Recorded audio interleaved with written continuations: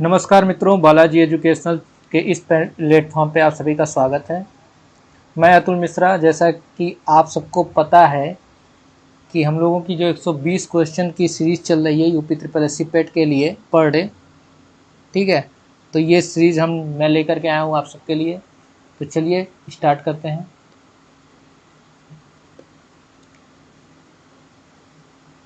पहला क्वेश्चन है ये आपके स्क्रीन पे। आप लोग पहले वीडियो को पॉज करें या खुद से लगाने का कोशिश करें, ठीक है। वीडियो को पॉज करके खुद से लगाने का कोशिश करें, क्या आंसर होगा। क्वेश्चन ये कह रहा है कि भगवान बुद्ध की 200 फीट ऊंची कांस्य प्रतिमा स्थापित करने का निर्णय लिया गया था, ठीक है। कहाँ पे लिया गया था? तो पहला ऑप्शन आपका है कुशीनगर, दूसरा ऑप्शन आपका है सारनाथ, तीसरा ऑप्शन है आपका श्रावस्ती और चौथा ऑप्शन है आपका बामियान। तो ये इसमें कौन सा आपका आंसर हो जाएगा? इसमें आंसर हो जाएगा आपका कुशीनगर, ठीक। चलिए देखते हैं क्या आंसर है इसका। देखिए इसका आंसर क्या है, कुशीनगर, आंसर ए, ठीक है। क्या है, उत्तर प्रदेश के जो निवर्तमान मतलब पहले जो मुख्यमंत्री थे, उस समय की बात हो रही है, निवर्तमान हटा दीजिए। जो मुख्यमंत्री थे अखिलेश यादव, उन्होंने विश्व की सबसे ऊंची 200 फीट भगवान बुद्ध की कांस्य प्रतिमा, ठीक है, कांस्य प्रतिमा जो है वो परिनिर्वाण स्थल कुशीनगर में स्थापित करने का निर्णय लिया था, ठीक। ये है। चलिए नेक्स्ट क्वेश्चन। नेक्स्ट क्वेश्चन है बुद्ध को महापरिनिर्वाण कहाँ प्राप्त हुआ था? बुद्ध को महापरिनिर्वाण कहाँ प्राप्त हुआ था? तो आपके पास ऑप्शन है बोध गया, कुशीनगर, राजगिर या वैशाली। तो कहाँ पे प्राप्त हुआ था? बी ऑप्शन, कुशीनगर में, ठीक है। आइए देखते हैं। गौतम बुद्ध बौद्ध धर्म के प्रवर्तक थे, ठीक, और इनके जीवन में घटित घटनाओं से संबंधित स्थल निम्नलिखित हैं। इनका जन्म की बात जब आ जाएगी, जन्म कहाँ हुआ था? तो वो हुआ था लुम्बिनी में। कहाँ हुआ था? लुम्बिनी में, जो इस समय नेपाल में है। लुम्बिनी में कहाँ? नेपाल में है। गृह त्याग इन्होंने जो महाविनिष्क्रमण, जिस घटना को क्या बोलते हैं, महाविनिष्क्रमण बोलते हैं, वो कहाँ पे किया था? राजगृह में किया था, ठीक है। ज्ञान प्राप्ति की बात करें तो इन्होंने ज्ञान कहाँ प्राप्त किया था? बोध गया, बिहार, ठीक है, बोध गया, बिहार। और अगर मृत्यु की बात करें, जिसको बौद्ध धर्म में महापरिनिर्वाण बोला जाता है, जिस घटना को, वो कहाँ इनकी मृत्यु हुई थी? वो कुशीनगर में हुई थी, ठीक है। तो आई होप इससे रिलेटेड जो भी क्वेश्चन आपसे आने वाले एग्जाम में पूछे जाएंगे, आप उसका आंसर दे लेंगे। चलिए नेक्स्ट क्वेश्चन चलते हैं। किस स्मारक से गौतम बुद्ध ने दुनिया के लिए बौद्ध धर्म के अपने दिव्य ज्ञान का प्रचार किया था? किस स्मारक से गौतम बुद्ध ने दुनिया के लिए बौद्ध धर्म के लिए अपने दिव्य ज्ञान का प्रचार किया था? तो ये आपका ऑप्शन है, पहला है हुमायूं का मकबरा, दूसरा है महाबोधि मंदिर समूह, तीसरा है कुतुब मीनार और चौथा है लाल किला, ठीक है। तो इसमें कौन सा ऑप्शन आपका सही हो जाएगा? बी नंबर, महाबोधि जो मंदिर है, वहां से उन्होंने अपने धर्म, बौद्ध धर्म के दिव्य ज्ञान के प्रचार प्रसार किया था। चलिए आंसर देखते हैं। देखिए आंसर आपका क्या है? बी ऑप्शन आपका सही है, महाबोधि मंदिर। आइए जानते हैं, महाबोधि मंदिर जो है वो बिहार के गया जिले में है। कहाँ पे है? बिहार के गया जिले में। इसका जो निर्माण तीसरी शताब्दी में सम्राट अशोक ने करवाया था। किसने करवाया था? ये आ जाएगा, अगर महाबोधि मंदिर का निर्माण किसने करवाया था, तो किसने करवाया था? सम्राट अशोक ने इसका निर्माण करवाया था। कहाँ पे करवाया था? बिहार के गया जिले में, ठीक है, बिहार के गया जिले में। उस समय राजगृह था, उस समय तो बिहार था ही नहीं, ठीक है, राजगृह पाटलिपुत्र का था। तो वहाँ पे प्रेजेंट में वो बिहार का गया जिला है, ठीक है, जहाँ ये मंदिर स्थित है। सम्राट अशोक ने कराया था। वर्तमान मंदिर 5वीं या 6वीं शताब्दी में बनवाई गई थी, ठीक है। यहीं पर गौतम बुद्ध को बैसाख पूर्णिमा के दिन, किस दिन? बैसाख पूर्णिमा के दिन पीपल के वृक्ष के नीचे, किसके वृक्ष के नीचे? पीपल के वृक्ष के नीचे, निरंजना नदी के तट पे, ठीक है, निरंजना नदी के तट पर ज्ञान की प्राप्ति, और वो क्या कहलाए? बुद्ध कहलाए। बुद्ध बनने के पश्चात सर्वप्रथम तपस्सु, ठीक, तपस्सु और भल्लिक नामक 2 बंजारे थे, उनको अपना शिष्य बनाया।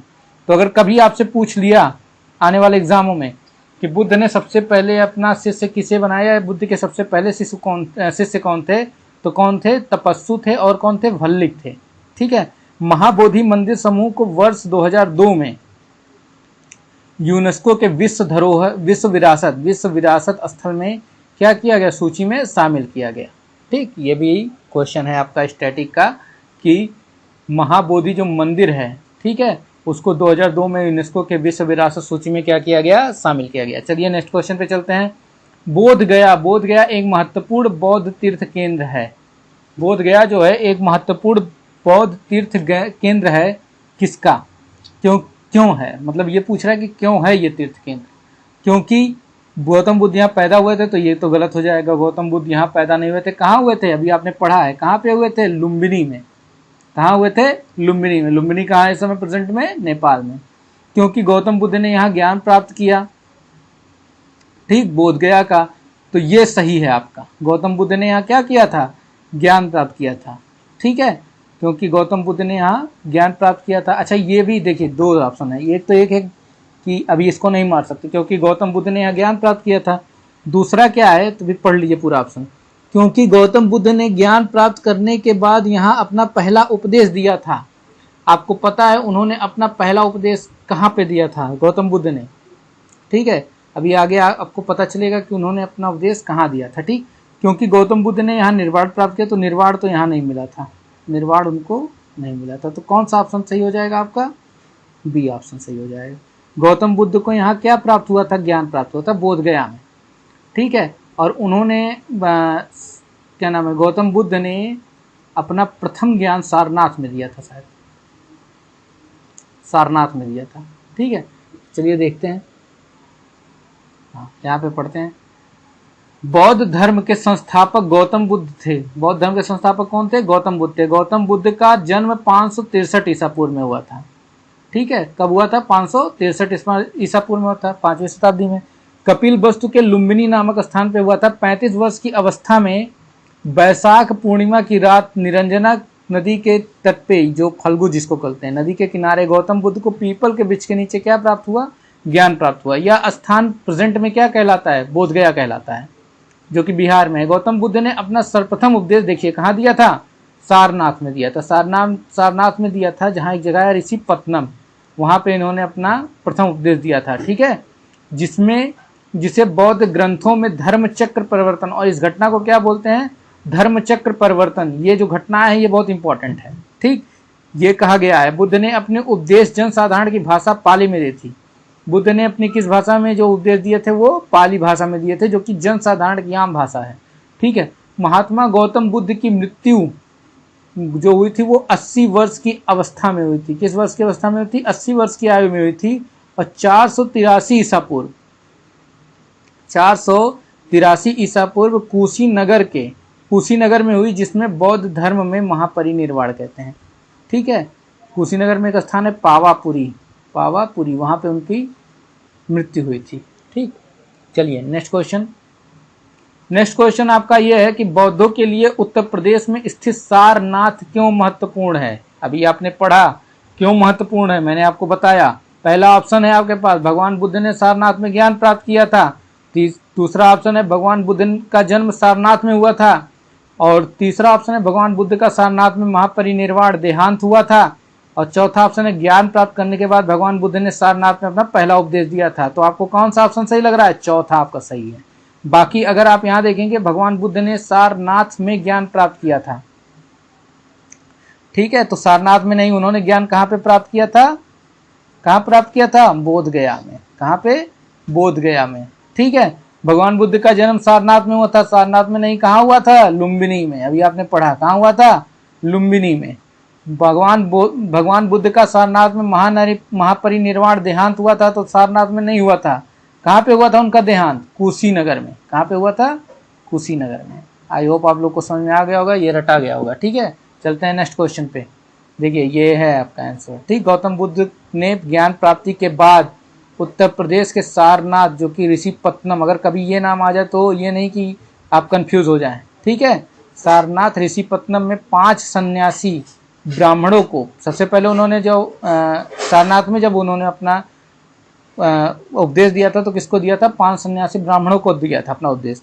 और बौद्ध ग्रंथों में ये जो घटना कहलाती है, क्या कहलाती है? धर्मचक्र परिवर्तन कहलाती है, ओके। तो यह स्थल बौद्धों के लिए बहुत महत्वपूर्ण है, ठीक। कभी कभी क्वेश्चन ये बनता है, मतलब कई बार एग्जाम में बना है कि बुद्ध ने अपने जीवन काल में सर्वाधिक उपदेश कहाँ दिए? तो कहाँ पे दिए थे? कौशल देश में दिए थे। सर्वाधिक उपदेश कौशल देश में दिए, जो कौशल देश की राजधानी थी श्रावस्ती, वहां पे।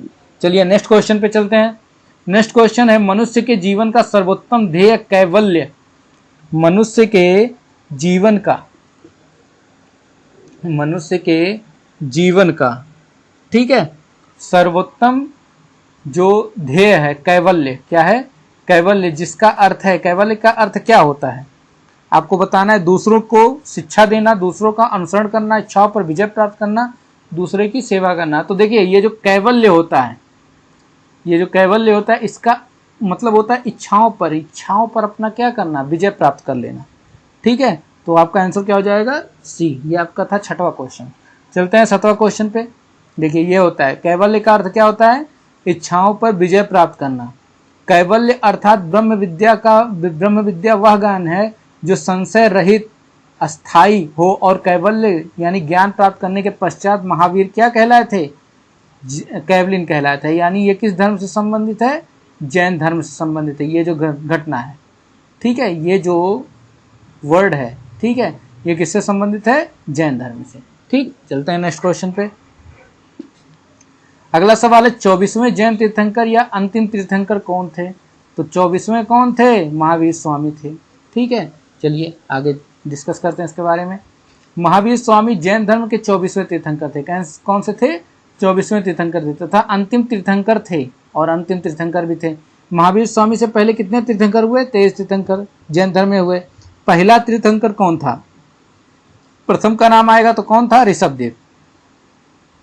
अच्छा, 23वें तीर्थंकर कौन थे महावीर स्वामी से पहले, पार्श्वनाथ थे। पार्श्वनाथ ने जो 4 महाव्रत होते हैं जैन धर्म के, उसका क्या किया था, प्रतिपादन किया था। जो चारों कौन कौन से हैं, सत्य, अहिंसा, असत्य और अपरिग्रह। महावीर स्वामी ने ब्रह्मचर्य नामक 5वां महाव्रत किया। इसमें क्या, इसमें एक महाव्रत बढ़ा दिया था जिसको बोलते हैं ब्रह्मचर्य। ठीक है, आगे चलते हैं नेक्स्ट क्वेश्चन पे। नेक्स्ट क्वेश्चन है, पहले जैन तीर्थंकर कौन थे। तो अभी आपने पढ़ा कौन थे, ऋषभदेव थे। पहले जैन तीर्थंकर कौन थे, ऋषभदेव थे। ठीक, ऋषभदेव थे। चलिए नेक्स्ट क्वेश्चन। ऋषभदेव जैन धर्म के प्रथम तीर्थंकर थे। जैन धर्म में कुल 24 तीर्थंकर हुए, जिनमें पहले ऋषभदेव, दूसरे कौन थे, अजितनाथ, ये भी पूछा है। दूसरे अजितनाथ, और 22वें कौन है, अष्टनेमी, 23वें है पार्श्वनाथ और 24वें है महावीर। ऋषभदेव एवं अष्टनेमी का उल्लेख कहाँ मिलता है। अगर कभी क्वेश्चन पूछ ले कि ऋग्वेद में किन 2 जैन धर्म के जो जैन तीर्थंकर है उनका उल्लेख मिलता है, तो किसका किसका मिलता है। एक तो जो पहले वाले हैं ऋषभदेव को, और दूसरा जो 22वें हैं, ये कितवें नंबर के हैं, 22वें नंबर के अरिष्टनेमी, उनका उल्लेख मिलता है। ठीक है, चलिए नेक्स्ट क्वेश्चन चलते हैं। ये जो था इसका 9 का 8वां क्वेश्चन था आपका, 8 का भी। 9वें क्वेश्चन पे आते हैं।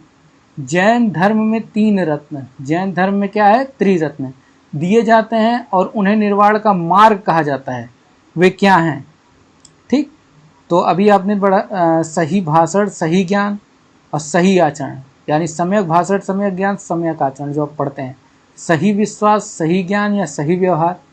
ठीक, सही विश्वास, सही पथ या सही आचरण, और सही विश्वास, सही ज्ञान और सही आचरण। तो इनमें से कौन सा आपको, देखिए सही पथ का तो कहीं पे नाम नहीं है, सही व्यवहार का नाम नहीं है। ठीक है, जैन धर्म में नहीं आपको देखने को मिलेगा। और रही बात भाषण से क्या लेना देना है, तो यहाँ पे जो चौथा ऑप्शन है, सही विश्वास, सही ज्ञान और सही आचरण, ये 3 रत्न हैं जैन धर्म के। ठीक, चलते हैं नेक्स्ट क्वेश्चन पे, 10वें क्वेश्चन पे। देखिए ये दिया है आपके पास कुछ जानकारी। जैन धर्म के जो संस्थापक और प्रथम तीर्थंकर थे कौन थे, ऋषभदेव थे। महावीर स्वामी जैन धर्म के 24वें तीर्थंकर थे और अंतिम तीर्थंकर थे। महावीर स्वामी का जन्म 540 ईसा पूर्व में कुंडग्राम वैशाली में हुआ था। महावीर स्वामी ने अपने उपदेश किसमें लिखे थे, प्राकृत यानी अर्धमगधी भाषा में लिखे थे, मागधी भाषा में। जैन धर्म के 3 रत्न थे, सम्यक दर्शन जिसको सही विश्वास बोलते हैं, सम्यक ज्ञान जिसको सही ज्ञान बोलते हैं, और सम्यक आचरण जिसको सही आचरण बोलते हैं।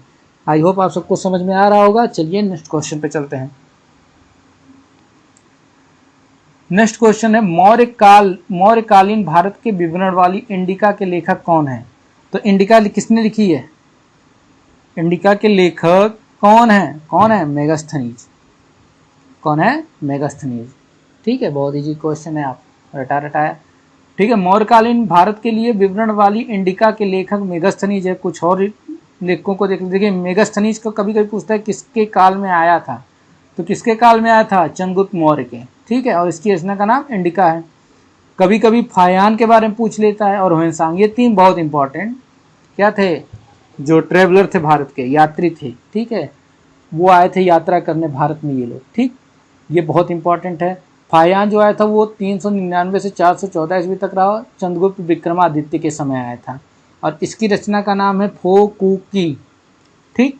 और फिर आया था ह्वेनसांग, ह्वेनसांग किसके समय में आया था, हर्षवर्धन के काल में आया था, और इसकी रचना के क्या नाम है, सीयूकी, ठीक है। तो आप लोगों को समझ में आ गया होगा। चलिए नेक्स्ट क्वेश्चन चलते हैं। नेक्स्ट क्वेश्चन है, अशोक के आक्रमण के दौरान कलिंग पूर्वी प्रांत की राजधानी कौन थी। देखिए अशोक की जो राजधानी थी वो दो राजधानी थी, जो मैंने मतलब जहां तक मैं जानता हूँ उसकी दो राजधानियां थी। एक तो उत्तरी केंद्र था, उत्तरी केंद्र की राजधानी थी, और एक दक्षिणी, क्योंकि बहुत विशाल राज्य था, ठीक है, इसलिए उसने क्या किया था, दो राजधानियां बनाई थी, ठीक। जो ये वाली क्या नाम है राजधानी थी, इसका नाम था शायद तिस्ती, इसका नाम तिस्ती था, और इसका नाम था जौगढ़ में भी, ठीक है। पूर्वी प्रांत की राजधानी कौन सी थी, तो पूर्वी प्रांत आप अब यहाँ पे देखिए, यहाँ पे तिस्ती नहीं, तोसली और जौगढ़, ठीक है। तो यहाँ पे दिया नहीं है कि अशोक के आक्रमण के दौरान कलिंग पूर्वी प्रांत की राजधानी कौन कौन सी थी, ठीक। चलिए आइए देखें इसका आंसर क्या है। कलिंग विजय के पश्चात अशोक ने वहां दो अधीनस्थ प्रशासनिक केंद्र स्थापित किए थे। कितने प्रशासनिक केंद्र स्थापित किए थे, दो, अच्छा। उत्तरी केंद्र जो प्रस्थापित किया था उसकी राजधानी बनाई थी तोसली, ओके, और दक्षिणी केंद्र जो स्थापित किया था उसकी राजधानी क्या बनाई थी, जौगढ़। समझ में आ गया आपको। उत्तरी केंद्र जो बनाया उसने उसकी राजधानी तोसली थी, और दक्षिणी केंद्र जो बनाया उसने अशोक ने उसकी राजधानी जौगढ़ थी। अशोक ने अपना राज्याभिषेक 8 वर्ष बाद अर्थात 9वें वर्ष 261 ईसा पूर्व में कलिंग विजय की, ठीक है, मतलब जब राज्याभिषेक हुआ किसका, अशोक का, उसके 8वें वर्ष बाद 9वें वर्ष में 261 ईसा पूर्व में उसने क्या किया, कलिंग विजय की। और इसका उल्लेख किस अभिलेख में, देखिए सबसे इंपॉर्टेंट यही पार्ट है, ये सबसे इंपॉर्टेंट पार्ट है आपका, कि अशोक के कलिंग विजय का उल्लेख किस अभिलेख से मिलता है, ये सवाल बनता है। तो किस अभिलेख से मिलता है, 13वें शिलालेख से मिलता है, ठीक है। चलिए नेक्स्ट क्वेश्चन पे चलते हैं। अशोक का सिंह चतुर्भुज स्तंभ शीर्ष, ठीक है, में एक स्तंभ पर है, इनमें से किस एक स्तंभ पे है, ठीक। कन्नौज, गौतम बुद्ध, संभल या सारनाथ। तो अशोक का जो सिंह चतुर्भुज है वो सारनाथ के स्तंभ पे है। कहाँ के स्तंभ पे है, सारनाथ के स्तंभ पे है, ठीक है, सारनाथ के स्तंभ पे है, वही जो आप नेशनल एम्बलम है हमारा, ठीक है, वही। चलिए नेक्स्ट क्वेश्चन देखते हैं। अशोक का सिंह चतुर्भुज स्तंभ शीर्ष सारनाथ पे है। इस स्तंभ में 4 सिंह पीठ सटाए खड़े हैं। इसे भारत सरकार ने क्या बनाया है, राष्ट्रीय चिन्ह के रूप में स्वीकार किया। चलिए नेक्स्ट क्वेश्चन। देवनाम प्रिय देवनाम प्रिय किसे दिया गया था, या किसे कहा जाता है, यही समझ लीजिए, ठीक है। तो इनमें से किसको देवनाम प्रिय कहा जाता है, हर्ष, अशोक या कनिष्क या चंद्रगुप्त मौर्य, आपको इसमें से बताना है। हर्ष को कहा जाता है या अशोक को कहा जाता है, कनिष्क को कहा जाता है या चंद्रगुप्त मौर्य को। तो देवनाम प्रियदर्शी आपने पढ़ा होगा, किसको कहा जाता है, अशोक को कहा जाता है, ठीक है, अशोक का उपनाम था। Next question. अशोक को उसके अभिलेखों में क्या बोला जाता है, देवनाम प्रिय, ठीक है, संबोधित किया गया है। भाब्रू अभिलेख में, कौन से अभिलेख में, भाब्रू अभिलेख में अशोक को प्रियदर्शी, जबकि मास्की अभिलेख में क्या बोला गया है, बुद्ध शाक्य कहा जाता है। तो अगर कभी सवाल बन ले, ये देखिए ये यहाँ से सवाल बन सकता है, किस अभिलेख में अशोक को प्रियदर्शी बोला गया है, तो भाब्रू के अभिलेख में, और किस अभिलेख में अशोक को बुद्ध शाक्य बोला गया है, तो मास्की के अभिलेख में।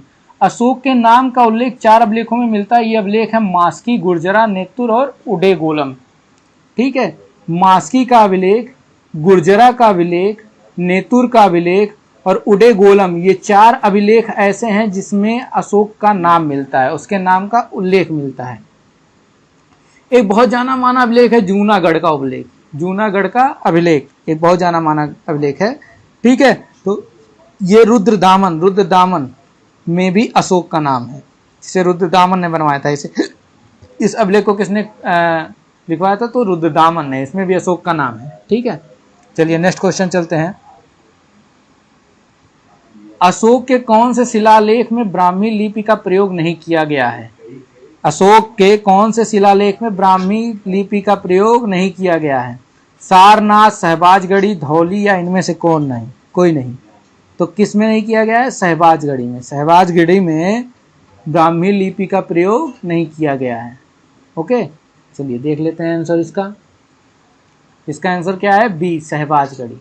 सहबाजगढ़ी एक गांव एवं ऐतिहासिक स्थल है जो पाकिस्तान के इस समय कहाँ पे स्थित है? मर्दान जिले में स्थित है। यह स्थल 3री शताब्दी में सम्राट अशोक द्वारा स्थापित शिलालेखों के लिए प्रसिद्ध है। इस शिलालेख में खरोष्टी लिपि का प्रयोग किया गया था। 30 जनवरी 2004 में यूनेस्को द्वारा ऐतिहासिक स्थल को विश्व विरासत सूची में शामिल किया गया। ठीक है, तो आई होप आप लोग को समझ में आ गया होगा। चलते हैं नेक्स्ट क्वेश्चन पे। निम्न में से कौन सा मौर्यकाल का सर्वोत्तम प्रतिमान कौन सा है? निम्न में से मौर्यकाल का सर्वोत्तम प्रतिमान कौन सा है? ये आपका 15वां क्वेश्चन है। ओके, तो कौन सा है इसमें से? स्तंभ, स्तूप, चैत्य या बरादरी, कौन सा है? तो कौन सा है ये? स्तंभ सबसे ज्यादा स्तंभ भी देखने को मिलेंगे आपको। ठीक है, शिला, तो ये होगा आंसर। चलिए देख लीजिए, मौर्यकाल का सर्वोत्तम प्रतिमान स्तंभ है। मौर्यकाल का विकास भारत में मौर्य साम्राज्य के युग में 4वीं शताब्दी से, कब से? 4वीं शताब्दी से 2री शताब्दी ईसा पूर्व में हुआ था। स्तंभों की यष्टि एक ही पत्थर को तराश कर बनाई गई है। इस पर इतना बढ़िया पॉलिश है कि वे आज भी शीशे की तरह क्या होते हैं? चमकते हैं। ठीक, चलते हैं नेक्स्ट क्वेश्चन पे। नेक्स्ट क्वेश्चन है, निम्नलिखित में से कौन सा अशोक के साम्राज्याधीन नहीं था? अशोक के साम्राज्याधीन नहीं था। देखो, कश्मीर भी अशोक के साम्राज्य में था, गुर्जर भी था। ठीक है, और कौन सा? कर्नाटक भी था। क्या नहीं था? कामरूप नहीं था। तो आंसर क्या हो जाएगा? कामरूप। आइए आंसर देखते हैं। डी नंबर ऑप्शन आपका सही है। अशोक के साम्राज्य में क्या था? अफगानिस्तान था, हिंदू कुश था, ठीक है, हिमालय क्षेत्र था, ब्रह्मगिरी यानी वर्तमान जो कर्नाटक है वो एरिया था, काठियावाड़ यानी गुजरात वाला जो हिस्सा है, गुर्जरा यानी मध्य प्रदेश का जो हिस्सा है, कश्मीर एवं बंगाल की खाड़ी आदि शामिल थे, किंतु उसमें कामरूप शामिल नहीं था। ठीक, चलते हैं नेक्स्ट क्वेश्चन। बृहद सांची स्तूप, कौन सा? बृहद सांची स्तूप किस काल से संबंधित है? तो बृहद सांची स्तूप किस काल से संबंधित है? मौर्य काल से संबंधित है। किस काल से? मौर्य काल से संबंधित है। आइए देख लें आंसर। बृहद सांची स्तूप का निर्माण सम्राट अशोक ने कराया था। अब बौद्ध स्तूपों के लिए संसार भर में यह क्या है? प्रसिद्ध है। ये जो सांची का स्तूप है ये मध्य प्रदेश की राजधानी भोपाल में स्थित है। यह अर्धवृत्त कटोरे की आकृति का है। ठीक है, ये अर्धवृत्त कटोरे की आकृति का है। चलिए नेक्स्ट क्वेश्चन चलते हैं। नेक्स्ट क्वेश्चन, निम्न में किस क्रम में भारत आए थे? इनमें से कौन किस क्रम में भारत आया था? ठीक है, तो आपने देखा था कि ये जो टॉमस रो थे ये तो सबसे लास्ट में आएंगे। ठीक, तो सबसे लास्ट में फर्स्ट कहाँ दिख रहा है? यही दिख रहा है, सी नंबर ऑप्शन आपका आंसर हो जाएगा। ठीक है, ये आपका 18वां क्वेश्चन रहा और ये आपका आंसर रहा। ठीक है भाई, टॉमस रो अंग्रेज था ना, तो वो सबसे लास्ट में आया था, जहांगीर के समय में आया था। बाकी फायान को आपको पता है किसके समय में? चंद्रगुप्त विक्रमादित्य के टाइम में आया था, यानी 3री-4थी शताब्दी में। और होयसम कब आया था? ये 6वीं शताब्दी में हर्षवर्धन के टाइम में आया था। ठीक है, चलिए नेक्स्ट क्वेश्चन चलते हैं। ईसा पूर्व में। ठीक है, खगोलविद वारामिहिर और कवि कालिदास, खगोलविद वारामिहिर और कवि कालिदास किसके दरबार के हिस्से थे? तो आपको ये बताना ये किसके दरबार के हिस्से थे? विक्रमादित्य, बिंबिसार, बिंदुसार या पृथ्वीराज। ठीक है, तो यहाँ पे आपको आंसर देना है कि खगोलविद वारामिहिर और कवि कालिदास किसके दरबार के हिस्से थे? पहला ऑप्शन आपका है विक्रमादित्य, दूसरा ऑप्शन है बिंबिसार, तीसरा ऑप्शन है बिंदुसार और चौथा ऑप्शन है आपका पृथ्वीराज चौहान। तो किसके थे? चंद्रगुप्त विक्रमादित्य के दरबार के थे। ठीक है, चंद्रगुप्त विक्रमादित्य के दरबार के। चलिए नेक्स्ट क्वेश्चन यहाँ पढ़ लीजिए थोड़ा। खगोलविद वारामिहिर और कवि कालिदास चंद्रगुप्त विक्रमादित्य द्वितीय 375 से 415 ईस्वी के शासनकाल में प्रमुख कवि थे। समुद्रगुप्त का उत्तराधिकारी किसे माना जाता है? चंद्रगुप्त द्वितीय को माना जाता है। ठीक है, समुद्रगुप्त का उत्तराधिकारी कौन था? चंद्रगुप्त द्वितीय था। और चंद्रगुप्त द्वितीय का अन्य नाम क्या है? देवगुप्त है, देवराज, देवश्री तथा उपाधियां विक्रमांक, विक्रमादित्य, परम भागवत थी। ठीक है, चंद्रगुप्त विक्रमादित्य के दरबार में कितने? 9 विद्वान थे। 9 विद्वानों की क्या थी? मंडली थी, निवास करते थे, जिनके नाम निम्न प्रकार है। पहला कालिदास, कालिदास के बारे में आपने जानते ही होंगे, अभिज्ञान, शाकुंतलम, मालविका, अग्निमित्रम, ये सब इनकी रचनाएं हैं। धन्वंतरी महान ज्योति वो थे, चिकित्सक थे। छपड़क, अमर सिंह, शंकु, बेताल भट्ट, घटकपर, वारामिहिर, वररुचि। ठीक है, तो ये सब चंद्रगुप्त जो द्वितीय थे विक्रमादित्य, उनके दरबार में 9, समझ लीजिए कहाँ से 9 रत्न थे ये। ठीक है, 9 लोग थे। चलिए लास्ट क्वेश्चन आपका में भी, विक्रमी संवत प्रारंभ हुआ, कब प्रारंभ हुआ? 57 ईसा पूर्व, 78 ईसा पूर्व, 57 ईस्वी या 78 ईस्वी? तो कब हुआ? 57 ईसा पूर्व। ठीक है, आंसर क्या हो जाएगा आपका? 57 ईसा पूर्व। ठीक, विक्रमी संवत अत्यंत प्राचीन संवत है। विक्रमी संवत के प्रणेता सम्राट चंद्रगुप्त विक्रमादित्य को माना जाता है, जिन्होंने शक पर विजय के प्रतीक के रूप में इस संवत की स्थापना की। ठीक है, विक्रमी संवत कब से कब तक? 58 ईसा पूर्व से 58 ईसा पूर्व। ठीक, विक्रमी संवत कब से? 58 ईसा पूर्व, जिसे विक्रमादित्य कहते हैं। एक मिनट रुकिए, यहाँ पे जब 58 दिया नहीं, इसको 57 ईसा पूर्व। ठीक है, 58 ईसा पूर्व इसको कर लीजिए। ठीक, 57 वैसे होना चाहिए, लेकिन चलिए देखा जाएगा। ये 58 ईसा पूर्व विक्रमादित्य। और शक संवत कब है? 78 ईस्वी में है। ये कनिष्क के शासनकाल के समय से माना जाता है। और हिजरी संवत जो है ये 622 ईस्वी से माना जाता है। ये पैगंबर मोहम्मद के समय से माना जाता है। ठीक, ये रहा आपका।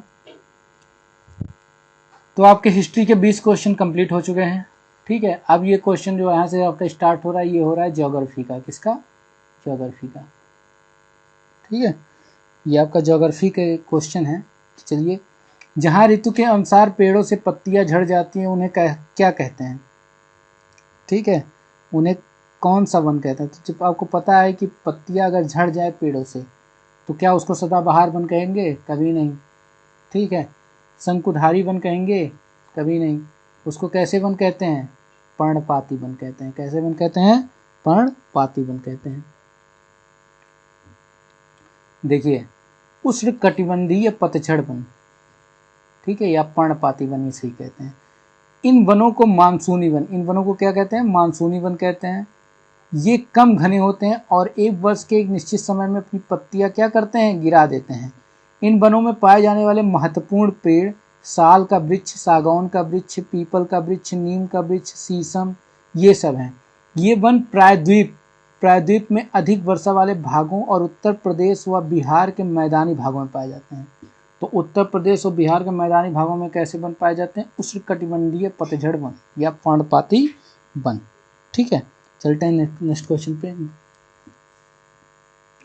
निम्न में से किस महाद्वीप में उष्णकटिबंधीय पर्णपाती वनों का विस्तार है?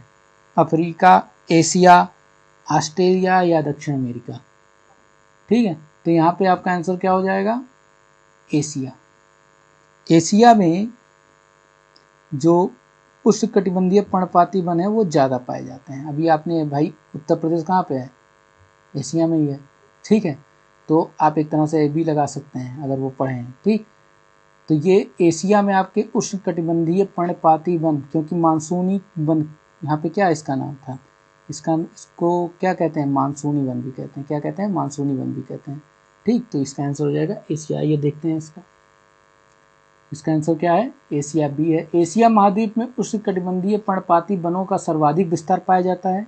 ये वन गर्मी के प्रारंभ में ही अपनी पत्तियां क्या कर देते हैं? ड्रॉप कर देते हैं, गिरा देते हैं, इसलिए इन्हें पतझड़ वाले या मानसूनी वन भी कहते हैं। ये वृक्ष अधिक लंबे या सघन नहीं होते हैं। ठीक, आप देखते हैं ये कहाँ अधिक लंबे वृक्ष हैं आपके, ठीक है, आपके यहाँ ज़्यादा लंबे वृक्ष नहीं पाए जाते। ठीक, जबकि आप अगर ठंडे प्रदेशों में देखो तो वहाँ पे वृक्षों जो होते हैं वो काफ़ी बड़े होते हैं।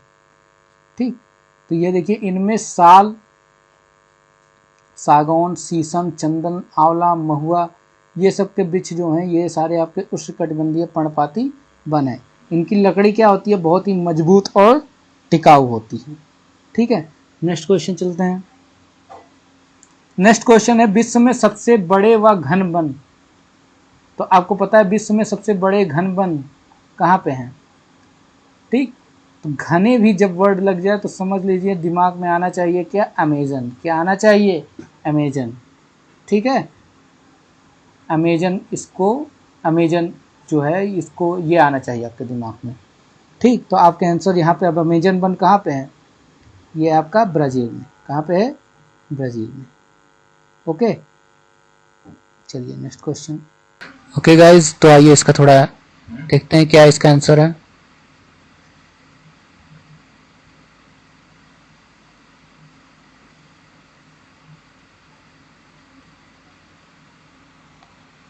देखिए यहाँ दिया हुआ है सी। ठीक है, विषुवतीय प्रदेश में वर्ष भर आर्द्रता एवं उष्णता रहने के कारण घने जंगल उगते हैं। ठीक है, ये जो घने जंगल होते हैं ये क्यों होते हैं? क्योंकि ये आर्द्रता और उष्णता के कारण। ठीक है, कहाँ पे? विषुवतीय प्रदेशों में उगते हैं ये जंगल चीर हरित। अब यहाँ पे देखिए, जो अगर मैं आपको दिखाऊं अमेजन कहाँ है, तो अभी आप देखेंगे तो ये देखिए, ये ऐसे, ठीक है, और ये और इसको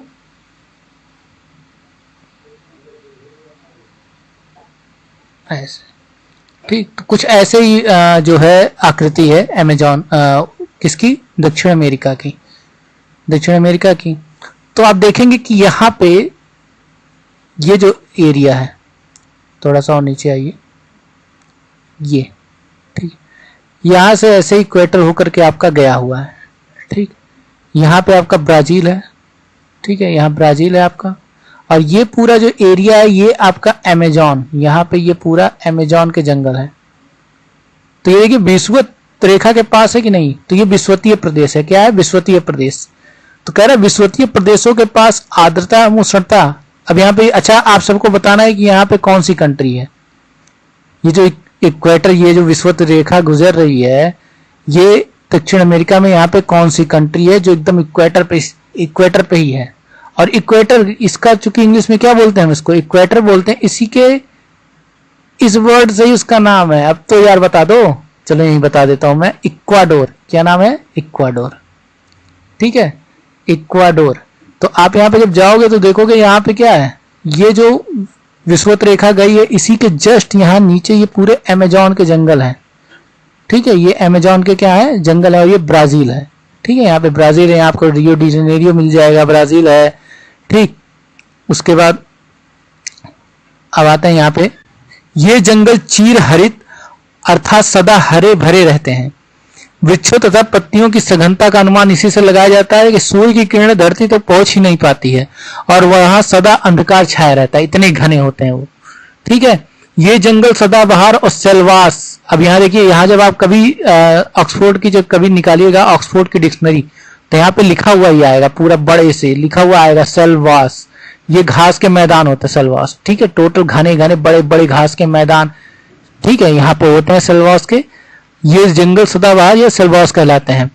महोगनी, बहुत महोगनी हुआ, गट्टापावी हुआ, रबर, एबोनी, रोजवुड, पाम इत्यादि यहाँ के प्रमुख वृक्ष हैं। विश्व में सर्वाधिक घने और लंबे वन इसी प्रदेश में पाए जाते हैं। सबसे घने और लंबे वन इसी प्रदेश में पाए जाते हैं। ब्राजील के अमेजन बेसिन में ये वन पाए जाते हैं। इसके अतिरिक्त कांगो के कल मैंने बताया था कि कांगो के जो घने वन है, कांगो का मतलब क्या, जायरे। कांगो का मतलब क्या, जायरे। कांगो का दूसरा नाम क्या है, जायरे। अच्छा, कांगो कहाँ पे है, दक्षिण अफ्रीका में, मतलब अफ्रीका महाद्वीप में है। ठीक है, अफ्रीका महाद्वीप में। तो कांगो के घने जंगल विश्व प्रसिद्ध हैं। ठीक, इसके अतिरिक्त ब्राजील कहवा उत्पादन में विश्व में क्या है, प्रसिद्ध है। तो आई होप आप लोगों को समझ में आया होगा कि यहाँ क्यों वन में इतना सघनता रहती है। ठीक है, किसके कारण, आर्द्रता उष्णता के कारण घने जंगल उगते हैं यहाँ पे। और यहाँ के जो जंगली घास के मैदान है, अगर कहीं पूछ दिया कि सेल्वास के मैदान कहाँ पे हैं, तो सेल्वास के मैदान कहाँ है, ये दक्षिण अमेरिका में है। ठीक है, ब्राजील के आसपास, ब्राजील वगैरह में, इन सब जगहों पे पाया जाता है। अमेजोन में पाए जाते हैं सेल्वास के मैदान। ठीक, चलिए नेक्स्ट क्वेश्चन चलते हैं। अगला सवाल है आपका, देखिए ये दो सूची है, इनमें आपको सम्मिलित करना है। ठीक है, मानसूनी वन, ये आपके जो वृक्ष हैं, ये क्या है, वृक्ष हैं। तो ये दिया है मानसूनी वन, ये आपने पढ़ा था, पतझड़ वन जिसको वन कहते हैं। दूसरा है विषुवत रेखीय वन। तो अभी देखिए बी वाला जब आपने पढ़ा विषुवत रेखीय, जस्ट अभी पढ़ा है। ठीक है, क्वेश्चन में। फिर उसके बाद क्या है, भूमध्य सागरीय वन और कोटधारी वन। तो यहाँ देखिए विषुवत रेखीय वन में मैंने आपको भी पढ़ाया, तो यहाँ पे महोगनी और रोजवुड, ये वृक्ष आपने पढ़े हैं कि नहीं पढ़े हैं। यानी बी पे क्या होगा, 4 होगा। इस सब में देख लीजिए बी पे 4 आपको केवल एक ही ऑप्शन में दिखेगा, पहले वाले में। ठीक है, पहले वाले में दिखेगा। दूसरी बात, आप इससे पहले मानसूनी वन पढ़ चुके हैं, यानी उष्णकटिबंधीय पतझड़ पर्णपात वन पढ़ चुके हैं। ठीक है, तो उत्तर प्रदेश वाला एरिया, उत्तर प्रदेश और एशिया में सबसे ज्यादा पाया जाता है मानसूनी वन। तो वहां पे कौन से किस प्रकार के वृक्ष होते हैं, सागौन और साखू के वृक्ष बहुत होते हैं। तो आपको आसानी से पता है, एक का क्या हो गया, 3 हो गया। ठीक, अच्छा ये जो कोणधारी वन है, ठीक है, कोणधारी वन जिसको हम कहते हैं, ये कहाँ पाया जाता है। कोणधारी वन कैसे होते हैं, जैसे चीड़ के वृक्ष हो गए, फर हो गया। ठीक है, कोणधारी यानी ऐसे ही आता है, एकदम ऐसे। तो ऐसे वृक्ष आपने कहाँ देखे होंगे, ये आपने ठंडे प्रदेशों में देखे होंगे कोणधारी वृक्ष। ठीक, तो चीड़, फर हो गया, ये सारे वृक्ष यहाँ पाए जाते हैं। तो डी का क्या हो गया आपका, डी का 2 हो गया, और 85 सी अपने आप 1 हो गया। ठीक है, चलते हैं नेक्स्ट क्वेश्चन पे। ये देखिए वही आपका दिया हुआ है नेक्स्ट क्वेश्चन। नेक्स्ट क्वेश्चन आपका है कि निम्न में से कौन सा जल मरुद भूमध्य सागर को अटलांटिक महासागर से जोड़ता है। कौन सा ऐसा जल मरुद है जो भूमध्य सागर को, किसको, भूमध्य सागर को किससे जोड़ता है, अटलांटिक महासागर से। अच्छा, ये सबसे पहले बताइए किस महाद्वीप के ऊपर जुड़ता है। ठीक है, मीन्स तो यहाँ है। फिर देखिए ये जब आप ये आपको बताना है, देखिए मैं बताता हूं आपको बताना ये कौन सा महाद्वीप है, मैं बना रहा हूं। ठीक है, थोड़ा सा चित्रकारी कर रहा हूं। तो ये देखिए, ये पहले आपने सी बनाया, फिर आपने एक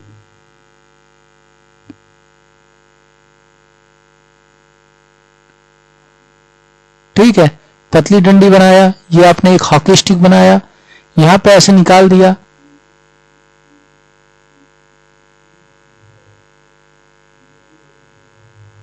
उसके बाद यहां पे ये आपने बनाया। ठीक है, तो ये अगर आप देखेंगे, फिर यहां पे देखिए ऐसे बना दीजिए। ठीक, तो यहां आप देखेंगे तो ये आपको कुछ यहां पे अगर इसको बनाया गया, इसको बोलते हैं अरब प्रायद्वीप। क्या बोलते हैं, अरब प्रायद्वीप। यहाँ पे क्या आपका अरब प्रायद्वीप है। ठीक है, और ये आपका यूरोप है। ये क्या है आपका, यूरोप है। अब बता दीजिए कौन सा महाद्वीप है, ये है अफ्रीका महाद्वीप। कौन सा महाद्वीप है, अफ्रीका महाद्वीप। ठीक, और ये जो अफ्रीका महाद्वीप है, इधर आपका पड़ता है अटलांटिक महासागर। कौन सा महासागर, अटलांटिक महासागर। और ये जो आपका है, ये आपका है भूमध्य महासागर। आई होप आप लोग समझ गए होंगे। तो अब जब ये है, तो ये जो बीच की जो संधि है, ये जो बीच की संधि है, यही जो ये संधि की बात कर रहा है, जो जोड़ने का काम कर रही है, ये जो जब दो संधि जो सागर हैं या समुद्र हैं, ठीक है, जो जल मंडल है उनको जोड़ता है कोई, तो उसको जल संधि बोलते हैं, जल मरुद बोलते हैं। तो इसका क्या नाम है, तो इसको क्या नाम है इसका? जिब्राल्टर। क्या नाम है इसका? जिब्राल्टर जल संधि। आई होप आप सब लोग को मैप से समझ आ गया होगा। चलिए नेक्स्ट क्वेश्चन देखिए, जो आपका जिब्राल्टर जलमरुद है ये भूमध्य सागर को अटलांटिक महासागर से जोड़ता है, ठीक है। बास्पोरस जलमरुद की अगर मैं बात करूं तो ये काला सागर को किससे जोड़ता है? मरमरा सागर से जोड़ता है। अच्छा एक क्वेश्चन और बताइए इसी मैप में, अगर मैं आपसे कहूं, इसी मैप में जो ये बना हुआ है, अगर मैं आपसे कहूं कि ऐसा है कि आप हमको बताइए कि ये जो, थोड़ा सा इसको पास आना चाहिए था, यहां पे बनाते हैं, ठीक है, इसको थोड़ा सा पास आना चाहिए था, ओपन हो जाए भाई। चलिए नहीं हो रहा, यही मान लीजिए यही है, ठीक है, ये पूरा, ये तो है प्रायद्वीप है। तो अगर मैं आपसे कहूं कि ये जो ये वाला स्थल है, ये इसको किस नाम से जानते हैं? तो आपको पता है इसको किस नाम से जानते हैं? लाल सागर से। और यहीं से होकर के यहाँ आपका क्या पड़ेगा? ये इतना एरिया मिस्र पड़ेगा आपका, पड़ेगा कि नहीं पड़ेगा? ये इतना एरिया, और मिस्र जब पड़ेगा तो यहीं से होकर के एक नहर गुजरती है, जो ये इधर आपका कौन सा सागर है? हिंद महासागर है, ठीक है। इधर आप सबका कौन सा महासागर? नहीं, हिंद महासागर नहीं, इधर कौन सा है? यहाँ आपका इंडिया होगा यहाँ, ठीक है। तो ये देखिए यहाँ पे ये आप देखेंगे, पहले इसको देख लीजिए, ठीक है। ये आपका लाल सागर हो गया, ये आपका क्या हो गया? लाल सागर हो गया, ठीक। ये आपका मिस्र हो गया, ये वाला जो पार्ट हो गया आपका मिस्र हो गया, ठीक है, आपको मिल गया होगा, मिस्र हो गया ये वाला एरिया, ठीक है। इसके नीचे सूडान है, ठीक, यहाँ पे इरिट्रिया करके है, ठीक है। ये देखिए इसको क्या बोलते हैं? इसको बोलते हैं पेनिसुला। इसको क्या बोलते हैं? पेनिसुला, प्रायद्वीप बोलते हैं इसको, ठीक। तो ये आपका मतलब जब मैपिंग आप देखोगे, मैपिंग से पढ़ोगे तब आपको समझ में आएगा। ये जलमरुद जो है आपको मैपिंग से ही पढ़ना चाहिए, ठीक है। चलते हैं नेक्स्ट क्वेश्चन पे। हाँ, तो हम क्या पढ़ा रहे थे? बास्पोरस जलमरुद जो काला सागर वो किससे जोड़ती है? मरमरा सागर से, ठीक है, मरमरा सागर से। अगला है डोवर जलमरुद, जो डोवर जलमरुद किसको? इंग्लिश चैनल को किससे जोड़ती है? उत्तरी सागर से, ठीक है। उसके बाद कहते हैं होर्मुज जलमरुद। होर्मुज जलमरुद किसको? फारस की खाड़ी को किससे जोड़ता है? ओमान की खाड़ी से, और अरब सागर में जोड़ता है, ठीक है। चलते हैं नेक्स्ट क्वेश्चन पे।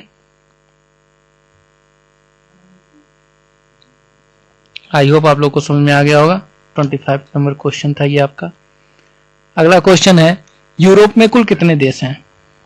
यूरोप में कुल कितने देश हैं? ठीक है, यूरोप में देशों की संख्या पूछा है, तो कितने हैं? 44। यूरोप में 44 कंट्री हैं, ठीक है, टोटल 44 कंट्री हैं। चलिए, सी नंबर ऑप्शन आपका। यूरोप में कुल देशों की संख्या, यूरोप, अब देखिए यूरोप जो है क्षेत्रफल की दृष्टि से विश्व का छठा सबसे बड़ा महाद्वीप है, और इस महाद्वीप पर सबसे बड़े देशों की संख्या कितनी है? 44 है। रूस, तुर्की दो ऐसे देश हैं जिनका हिस्सा यूरोप और एशिया दोनों में पड़ता है। अफ्रीका महाद्वीप में 54 देश हैं, और एशिया महाद्वीप में, अफ्रीका महाद्वीप में कितने देश हैं? 54, और एशिया महाद्वीप में कितने हैं? 48 देश हैं। जबकि अमेरिका में 23 देश हैं, और दक्षिण अमेरिका में कितने हैं? 12 हैं, ठीक है। अच्छा, ये जो उत्तरी अमेरिका है और दक्षिणी अमेरिका है, ठीक है, तो ये उत्तरी अमेरिका को बोलते हैं एंग्लो इंडियन, एंग्लो अमेरिकन, ठीक है, और इसको बोलते हैं लैटिन अमेरिकन। क्या बोलते हैं? Latin American. सोचिए, इस वाले पार्ट में दो देश, उत्तरी अमेरिका में दो प्रमुख देश हैं, कौन कौन से हैं? यूएसए और कनाडा। कनाडा, यूएसए और कनाडा, ठीक। चलिए नेक्स्ट क्वेश्चन, निम्न में से किसकी सीमा अफगानिस्तान से नहीं मिलती? निम्न में से किसकी सीमा अफगानिस्तान से नहीं मिलती? तो अगर आप थोड़ा सा भी आप मैप पढ़े होंगे तो ये, अगर आपका ये जो है, ये हमारा प्यारा भारत है, ठीक है, यहाँ पे ये जो एरिया है ये नल्ला पाकिस्तान है, और ये आपका अफगानिस्तान है। तो यहाँ पे आपको सारे मिल जाएंगे। यहाँ पे आपको फिर ये मध्य एशिया चालू हो जाता है, तुर्कमेनिस्तान, उज्बेकिस्तान, ठीक है, तुर्कमेनिस्तान, उज्बेकिस्तान, तजाकिस्तान, ये सारे मिल जाते हैं आपको। रसिया यहाँ कहीं है, तो क्या हो पाएगा रसिया, तो रसिया इसका आंसर हो जाएगा। अफगानिस्तान के जो ये तीनों कंट्री, उज्बेकिस्तान, तजाकिस्तान और तुर्कमेनिस्तान, तीनों की उसको क्या करती हैं, टच करती हैं। तो आपको देखिए दक्षिण पूर्व में अफगानिस्तान की सीमा से लगे दक्षिण पूर्व में कौन लगा है, पाकिस्तान लगा है। पश्चिम में कौन लगा है, ईरान लगा है इससे। उत्तर में कौन लगा है, तुर्कमेनिस्तान, उज्बेकिस्तान और तजाकिस्तान लगे इससे। और उत्तर पूर्व में इससे कौन लगा है, चीन लगा है। तो अफगानिस्तान क्या है, एक स्थलबद्ध देश है। अफगानिस्तान एक स्थलबद्ध देश है। ठीक है, नेक्स्ट क्वेश्चन पे चलते हैं। नेक्स्ट क्वेश्चन है, निम्न अफ्रीकी देशों को दक्षिण से उत्तर की ओर सही स्थिति क्रम में दर्शाएं। ठीक, आपको सही क्रम से दर्शाना है दक्षिण से उत्तर की ओर। तो देखिए BCAD, BCAD, ABCD या BDC है और BCD है। तो आप ये बताइए दक्षिण से उत्तर दर्शाना है, यानी इस क्रम में चलना है। ठीक है, तो आप इन सब में अगर आप देखेंगे तो दक्षिण अफ्रीका सबसे नीचे नजर आएगा, यानी बी वाला हो जाएगा। तो ये ऑप्शन अपने आप कट गया। दक्षिण अफ्रीका के बाद कौन सी कंट्री आती है, तो आप देखेंगे कौन सी कंट्री आती है दक्षिण अफ्रीका के बाद। दक्षिण अफ्रीका के बाद कौन सी कंट्री आती है, ये आपको बताना है। ठीक है, हाँ तो दोस्तों इस क्वेश्चन में आप देखो कि अफ्रीकी देशों को दक्षिण से उत्तर की ओर सही स्थिति में दर्शाना है। तो जैसे कि मैंने अभी आकृति बनाई थी दक्षिण अफ्रीका की। ठीक है, मैंने दक्षिण अफ्रीका की जब आकृति बनाई थी तो इस तरह बनाया था ना।